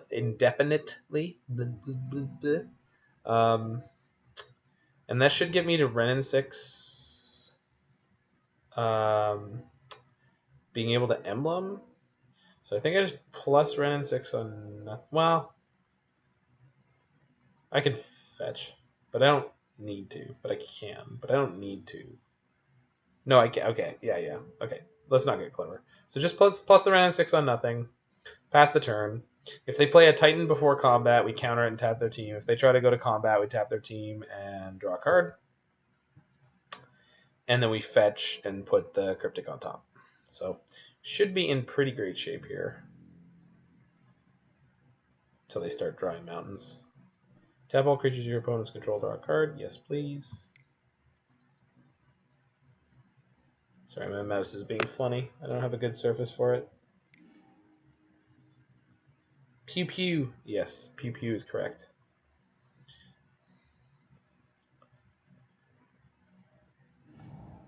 Crap. Yeah. So, wait, are they shooting me or are they shooting the... Why don't I have a target? Oh, yeah, they are shooting me. So do they have a way to get another 2 mountains into play? They only have 1 card in hand. If they didn't realize they should shoot my Wrenn and Six there, they're going to be in big, big trouble.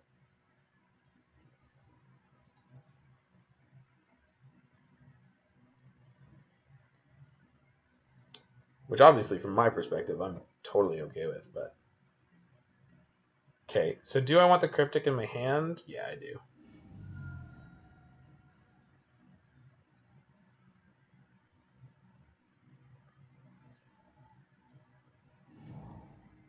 So, reset. Cryptic.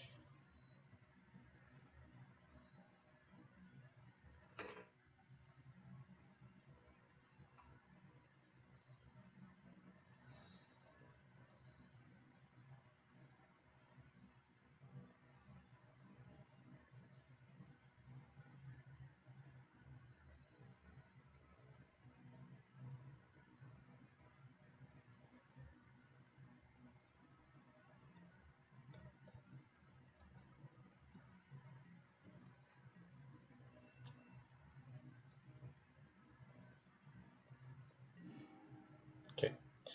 So, play that. Get the emblem.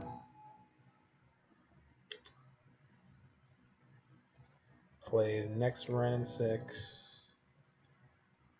So I have to be somewhat cautious with my life total. But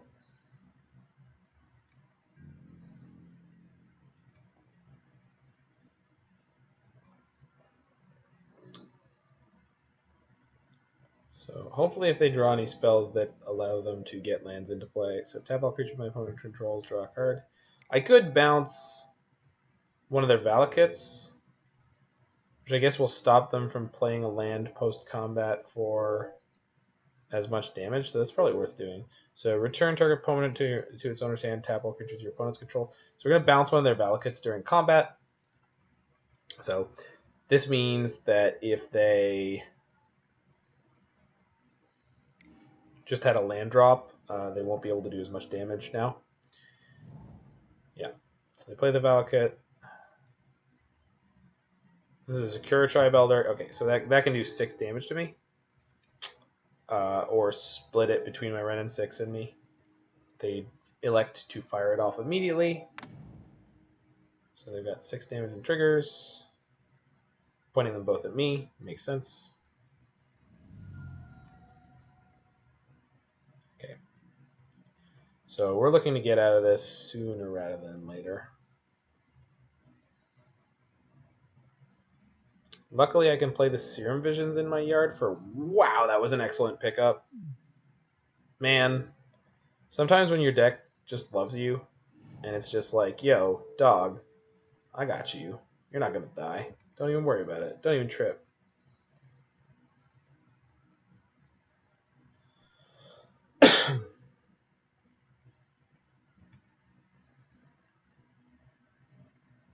So, play Uro.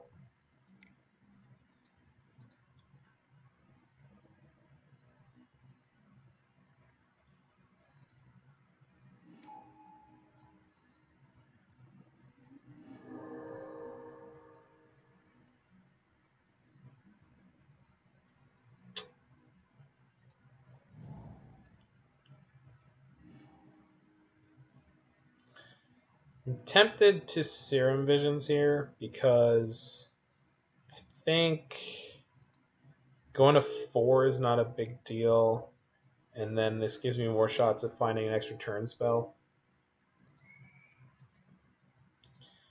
The sooner I can find an extra turn spell, the sooner I will actually be safe.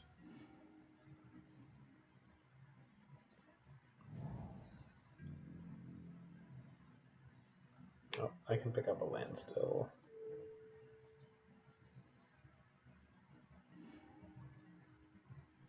So here's hoping they don't rip another land. Suppose I could have upkeep Cryptic and bounce the Valakut then, but I think we're on the same line. Return target permanent, use our hand, tap all creatures. So here's hoping they somehow drew a blank. Their deck doesn't have a lot, but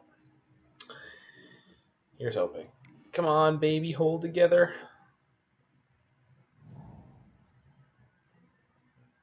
Summoner's Pact. Okay, so we're just dead. Shoot. All right. Played a good game 1. We played a good game 1. Okay, so Negate and Mystical Dispute are both medium. Oh, Magus of the Moon seems pretty good. And then Klothys, because Klothys can gain me life constantly, especially if I start taking turns. They didn't actually see any turn spells there, which is kind of good for us. And then cut 1, Serum Visions. Okay. I don't think Weather the Storm is good against a deck that's going to play like 1 spell per turn.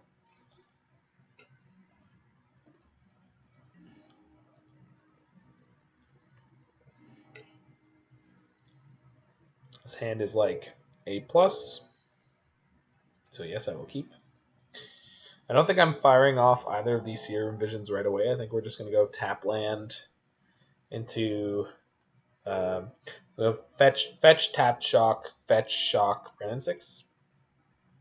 Actually, I can do it without taking as much damage. I think I want to take as little damage as possible in the lead up. Even if that delays my Mystic Sanctuary by a turn, I think we'll be okay.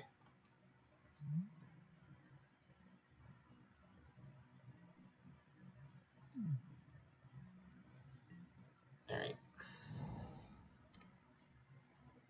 Enjoy, opponent. Enjoy.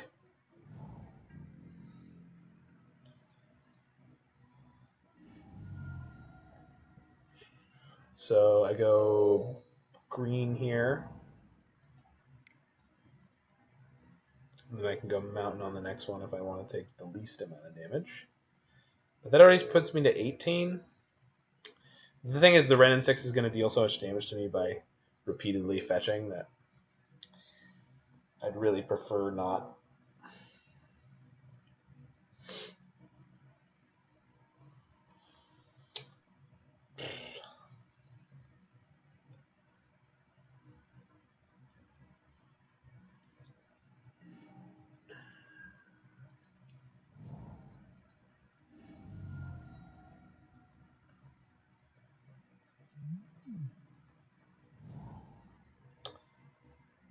red.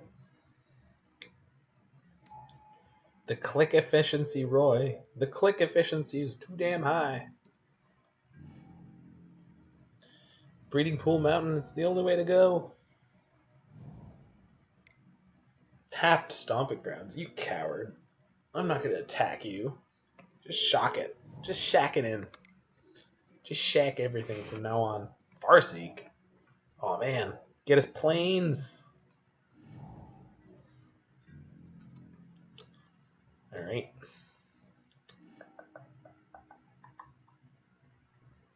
So, the way Serum Visions works, I don't need to... Yeah, got it. Okay. Because I draw a card and then scry. Wow. What if I want both of those? Wait. So, put Time Warp on top, Chandra on top of that, play Chandra next turn. Do I want the Chandra? Do I really want to find a Fires? Chandra's pretty good. But Chandra is not necessary when I already have Wrenn and Six going. But Wrenn and Six with Time Warp is pretty good. Is it? Yes. No. Yes? No? Yes. Yeah, it's pretty good. Chandra is unnecessary, but it's a fine turn 4 play, and I can't get to the Time Warp any faster, reasonably speaking. So, okay, we're good. I figured it out. Time Warp. Sure, that is fine. That's dandy for candy. Okay. Ook. Looks like we're maybe gonna get to go off. The problem is we're gonna go off on turn 5, which is potentially a scotch slow. They're on turn 3. They haven't played their land for turn yet, so if they're very clever here, they could do their thing again where they get a basic and then play a Cinderglade out of their hand.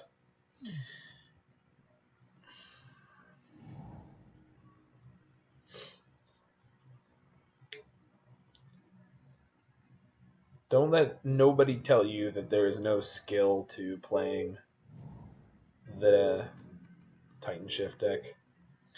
There's definitely skill to playing it. Okay, so I know the top card of my library is a Time Warp. Crap, I need another red, so I have to shock here. Yeah, I do. Sucks to be me.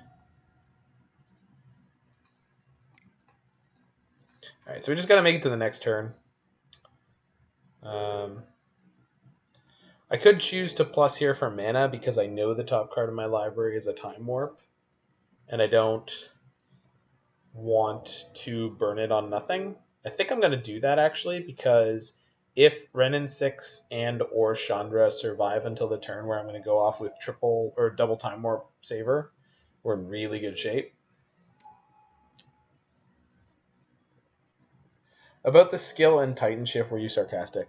There's not a lot of skill to piloting Titan Shift in the perspective of most of the time once you're playing the game, there's really like you just kind of very, very linearly go. It's like Storm. It's actually fairly complex a lot of the time. The lines are very convoluted and dense, but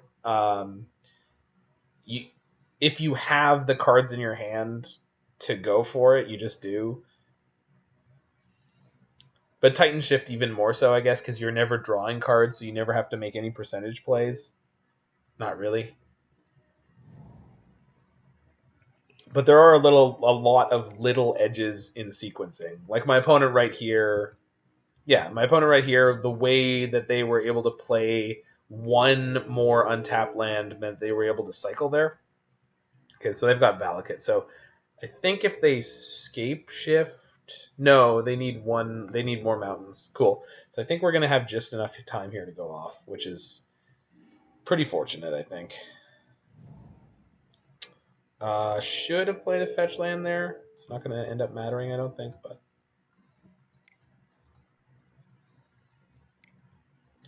So Time Warp me. Suppose I should have plussed Chandra first. So my sequencing. No, I drew a Time Warp.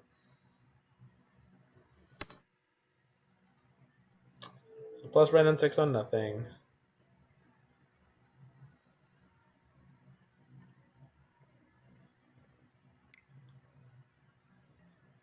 Bolt my Wrenn and Six. Sure. I don't think you understand how bad this is about to get, opponent. You really should have bolted the Chandra.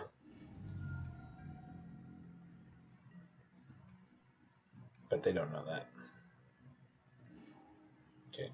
So Scalding Tarn, Time Warp me.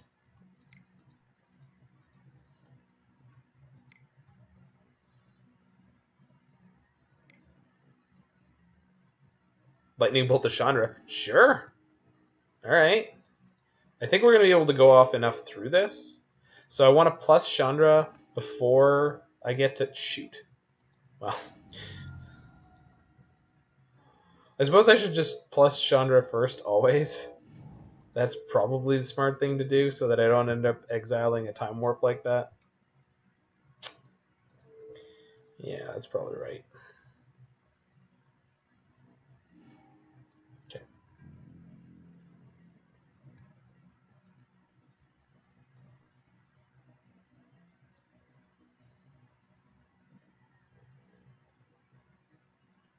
So this turn we can Uro plus Time Warp, I believe, and reset the Time Warp. So we play Scalding Tarn. So we have 1, 2, 3, 1, 2, 3, 4, and then we're going to have the one more. So I can fetch Mystic Sanctuary, put a Time Warp on top. So I don't, because of the fact that my graveyard is stocked enough, I don't have to get fancy with the sequencing here, but I think we'd be able to do it even if we had slightly less perfect resources. So then we play the Uro, and then that drops the land in. Yeah.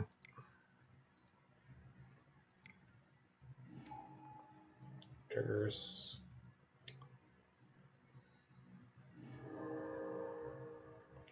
Yes. I haven't activated my Chandra yet. I can activate the Chandra for part of the Time Warp payment, and I think, yeah, why not do that? So Chandra for mana. Play Time Warp. Target me. 1, 2, 3, 4, 5. Cool.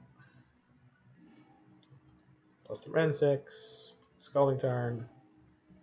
Okay, the next turn. I have 2 more Mystic Sanctuaries left in my deck, but I've also got a glut of time walk spells. Okay, so this turn I can play a land. I can play Jace and a Time Walk, so let's do that. We're just walking all over them here. We're just walking on the moon. Giant steps are what I take. Walking on the moon. Yeah, and there's the concession. So they figured it out that they were not going to get out of that one. Okay, I think I should have a negate in here. I feel like a single negate on one of their early ramp spells could be good, but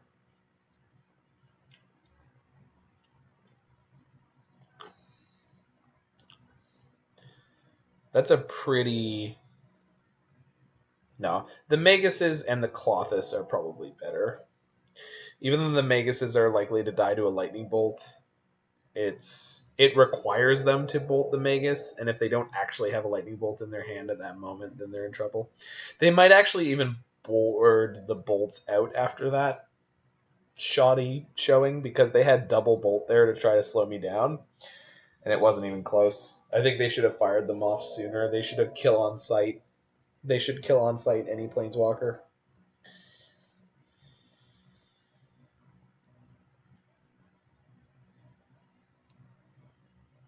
So I think anyone who plays against this deck, you gotta knock down those planeswalkers on sight, especially anything that isn't Wrenn and Six. But even Wrenn and Six is so devastatingly good in this deck because of Mystic Sanctuary.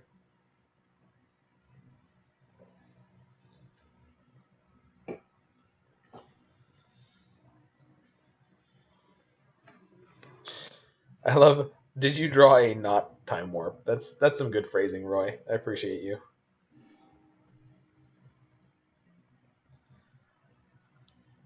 This hand is atrocious. Throw it back. This hand is acceptable? No, not really. It's a mull to 5 already, and there's no fetch land for the Wrenn and Six to actually take me up on mana, so... Man, this Gemstone Caverns just wants to be in every hand. Okay, so we're keeping this one and bottoming. Good God. So I'm only one color away from playing Wrenn and Six, but again, there's no fetch land. I think I'm keeping the Gemstone Cavern. I think the plan is to try to get to this Jace, and if that's the case, so we bought a Mystic Sanctuary, and we bought Savor? Yeah. But then what am I exiling for Gemstone Cavern? Wrenn and Six, I guess? Yeah. Alright. This is a very awkward hand, but this is where we're at, so good luck, Godspeed.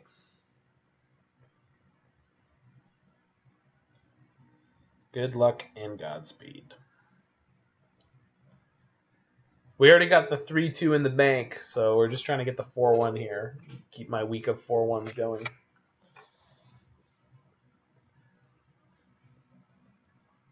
What do you got, nerd? You sleepy boy. Sleepy puppy.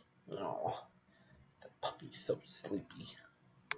Him and his 3 heads. All 3 heads are sleepy.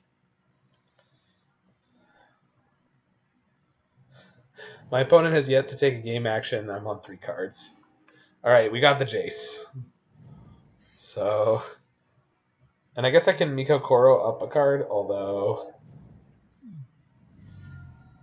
Feels less than great.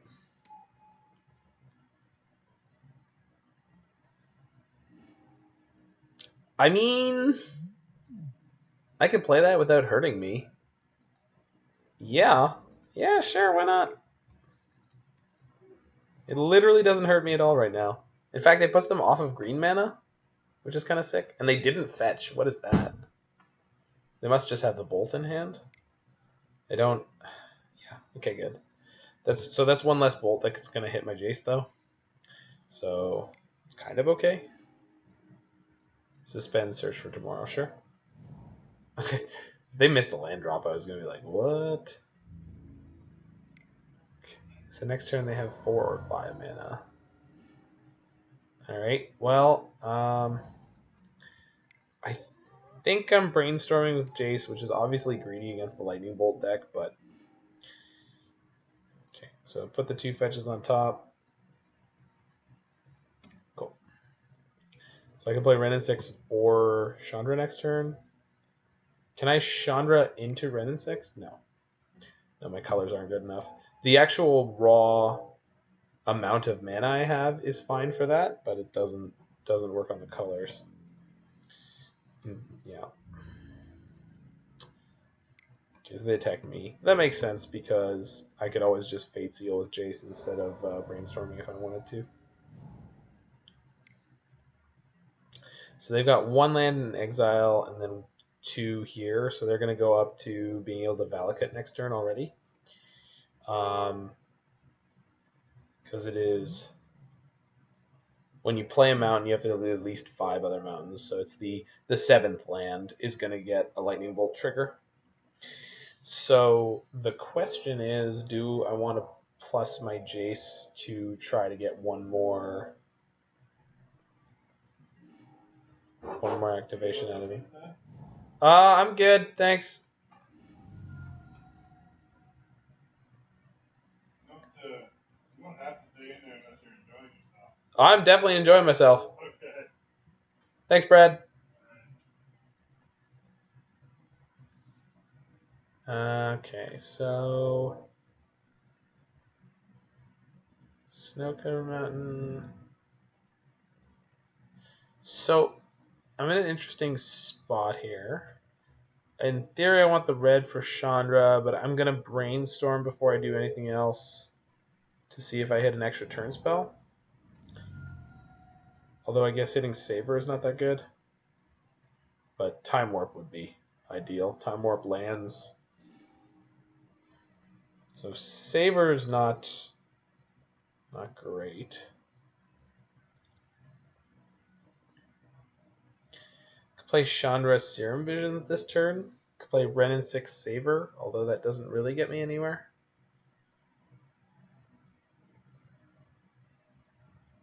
Okay. I think we just have to kind of Hail Mary at this point that we survive the next turn. And if that's the case, can put the Lonely Sandbar on top, play the Chandra, exile it to donk them.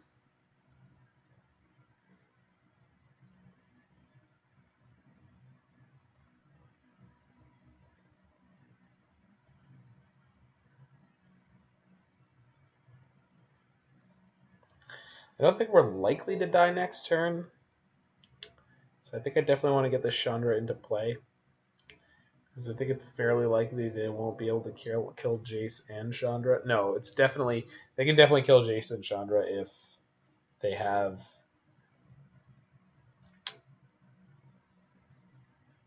If they have a Titan.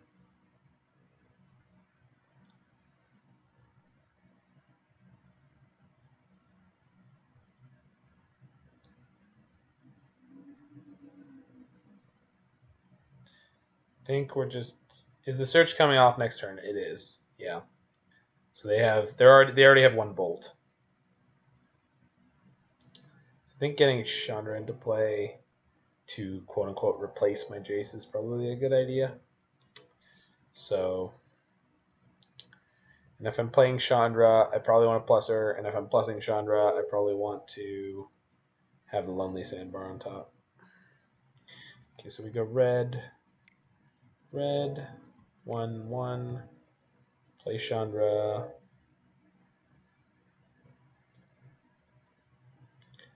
I could draw the Lonely Sandbar, but I'm pretty sure I want to plus Chandra and then cast the Serum Visions.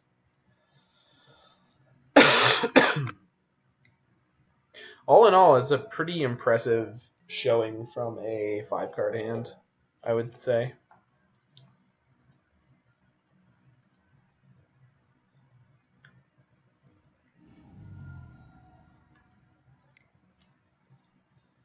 And there is a percentage that they whiff next turn because that Fires on top is pretty sick, and so is that Mystic Sanctuary.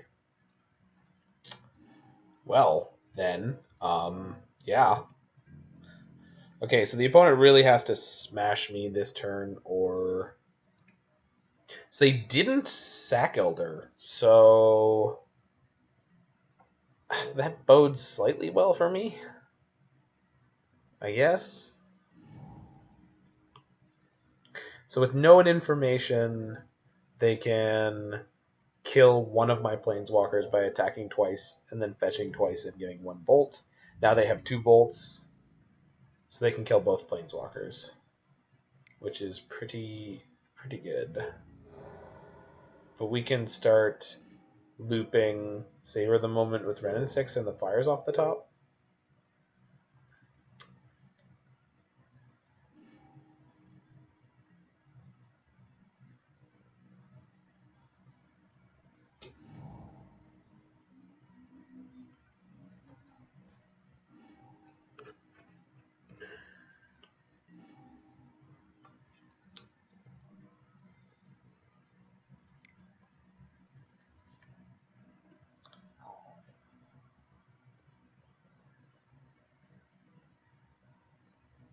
I can only play Wrenn and Six or Savor this turn, and I can't draw an extra card next turn to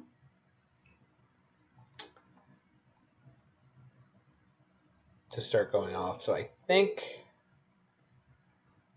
I play Wrenn and Six and plus. There's a chance that the right thing to do here is nothing, because then they have to kill me, or I have everything I need to go off. So I think we do nothing here. If I play Wrenn and Six, it makes it vulnerable to multiple bolts. So we'll see what they play on their turn. There's a chance that this was not the correct choice, but I think it is. Because if I start going off next turn, then I'm going to be able to go off pretty hard.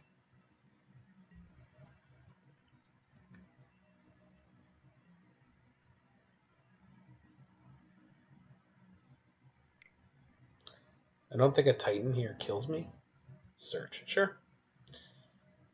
Search into Titan also doesn't kill me, I don't think. No, it doesn't.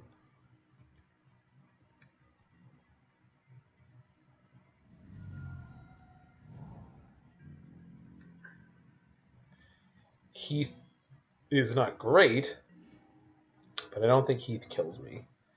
So let's play Savor first.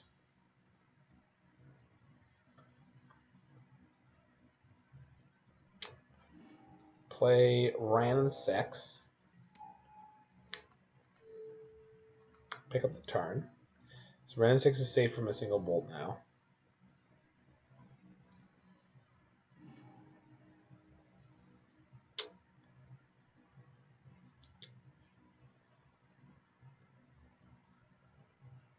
Play Sanctuary to reset Savor.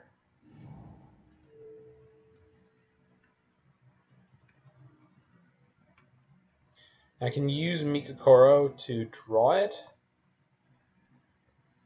Or I could just draw it on the draw phase. I can Mikokoro at any point over the next couple turns because I don't get untap steps now. So basically we're just looking to put our Wrenn and Six on ultimate. They're going to be able to fetch and bolt my Wrenn and Six, but I'm pretty sure I want to force their hand into that play. Because this is going to let me get a bunch of Mystic Sanctuaries into play.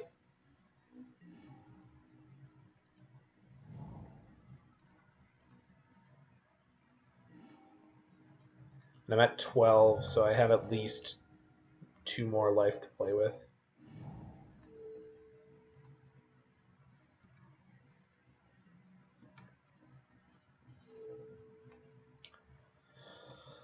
I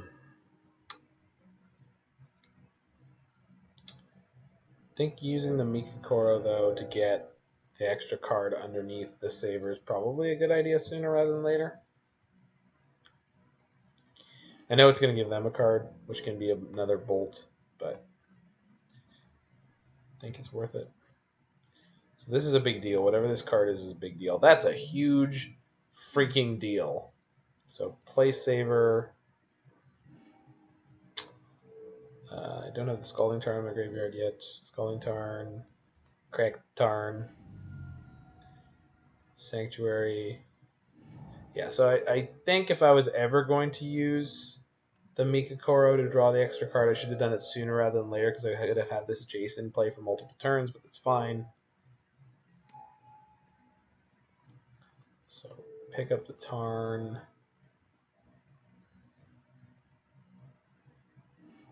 Jace Storm. I should have Jace Stormed before I did anything else in case they had the Bolt. I don't think I played a land for turn, so we'll go Tarn, Savor. I have. Okay, that's fine.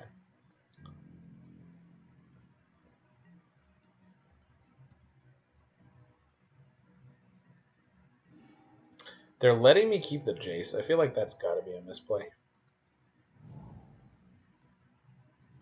So cast Astrolabe.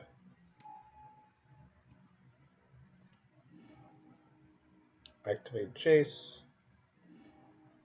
There's a Time Warp. Excellent. Okay, so the Time Warp is real good. Okay. Already play a land. So cast the Savor this turn.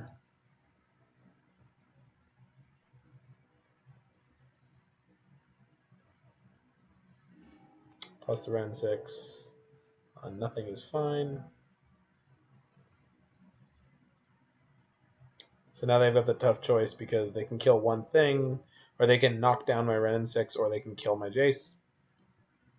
But suddenly not going to be as relevant.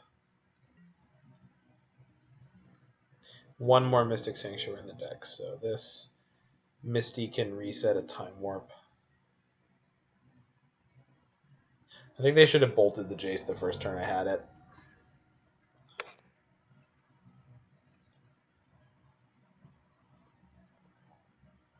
They definitely should have done it in the place where I screwed up and allowed them to do so without my having activated Jace.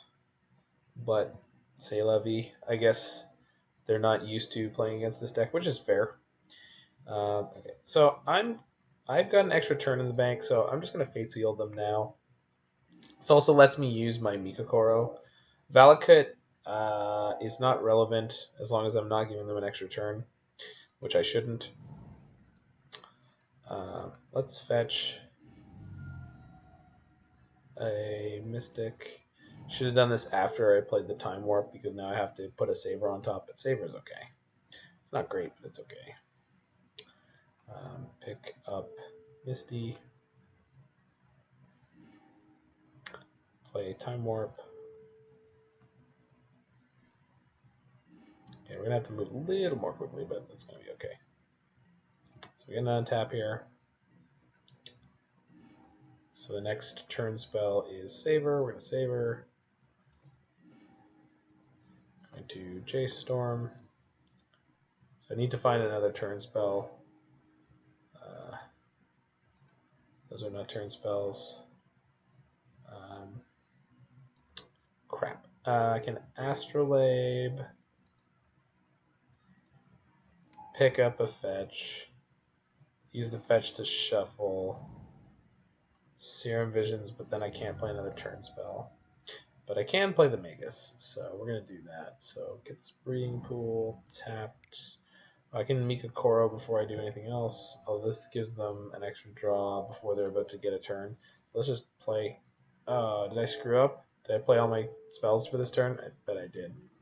Oh no, I played a Savor at the beginning of this turn, so we've got another turn after this one. Okay, so we'll draw, give them the Valakut. Yes? Yes, cool. This deck is hard to keep track of. Alright, so we're looking for another turn spell. Did not find it. Klothys is great, as is Magus, so I'll just play Klothys, Magus, plus my Wrenn and Six is 7, and hope we live.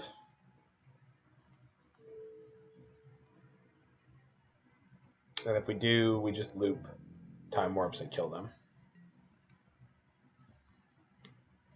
Alright, good luck, OP. You got this. You probably don't got this. But maybe you got this. They don't have any green mana at all, literally, which is kind of goofy.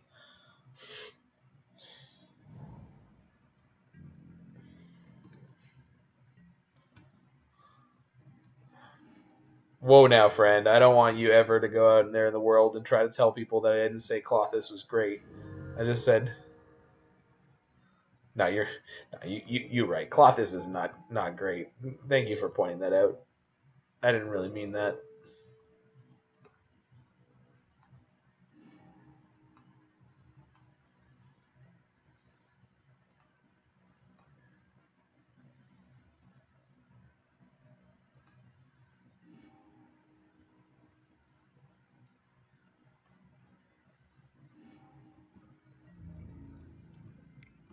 So we've got 3 extra turns in our hand, but we've also got a Wrenn and Six, so we could just do it infinitely. So I have 2 Astrolabes, which means I can escape this Uro, so that's my main priority in terms of actually winning this game time-wise. So there's only really 2 things I have to do each turn right now. Oh, and Klothys is still killing them, and giving me life gain. Sick. Okay, so we're going to attack. So obviously, just kill them with that. I actually might be wrong about the Fires Uro interaction. Let's find out. I don't think that I am. No, yeah, you have to pay for them. Let's play Time Warp again.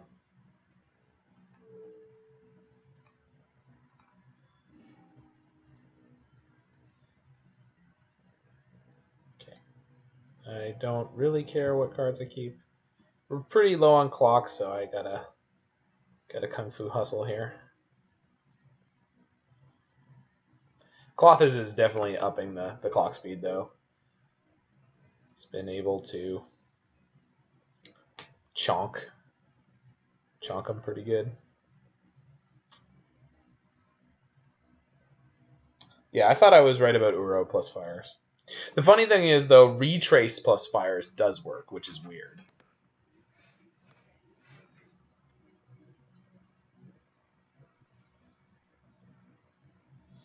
But it's just because Retrace is like an extra ability. It's not an alternate cost or an additional cost.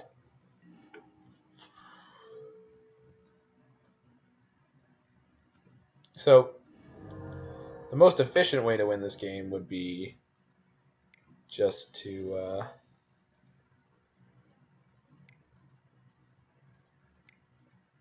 kill him with what I have, but I want to cast this Uro. Gosh darn it. What did I do wrong? You know what? Nope, you know what? Alright, I don't have time for this.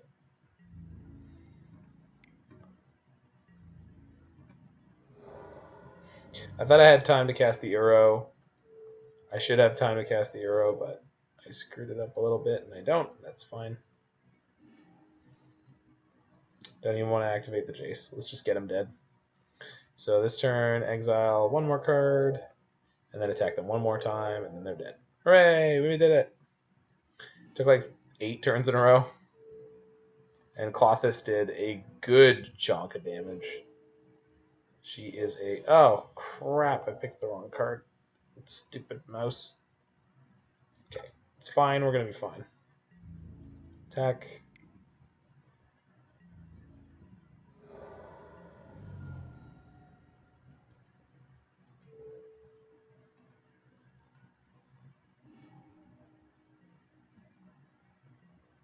Okay, so Klothys is actually going to kill them during my pre-combat main phase, which is kind of neat. Clonk. We did it! All right, 4-1 with the Temur taking turns deck. It's been a great week for this stream in terms of winning trophies, finding new followers, having some awesome engagement from people. This deck is super fun to play, other than the fact that it's like very click intensive and people tend to salt off a little bit.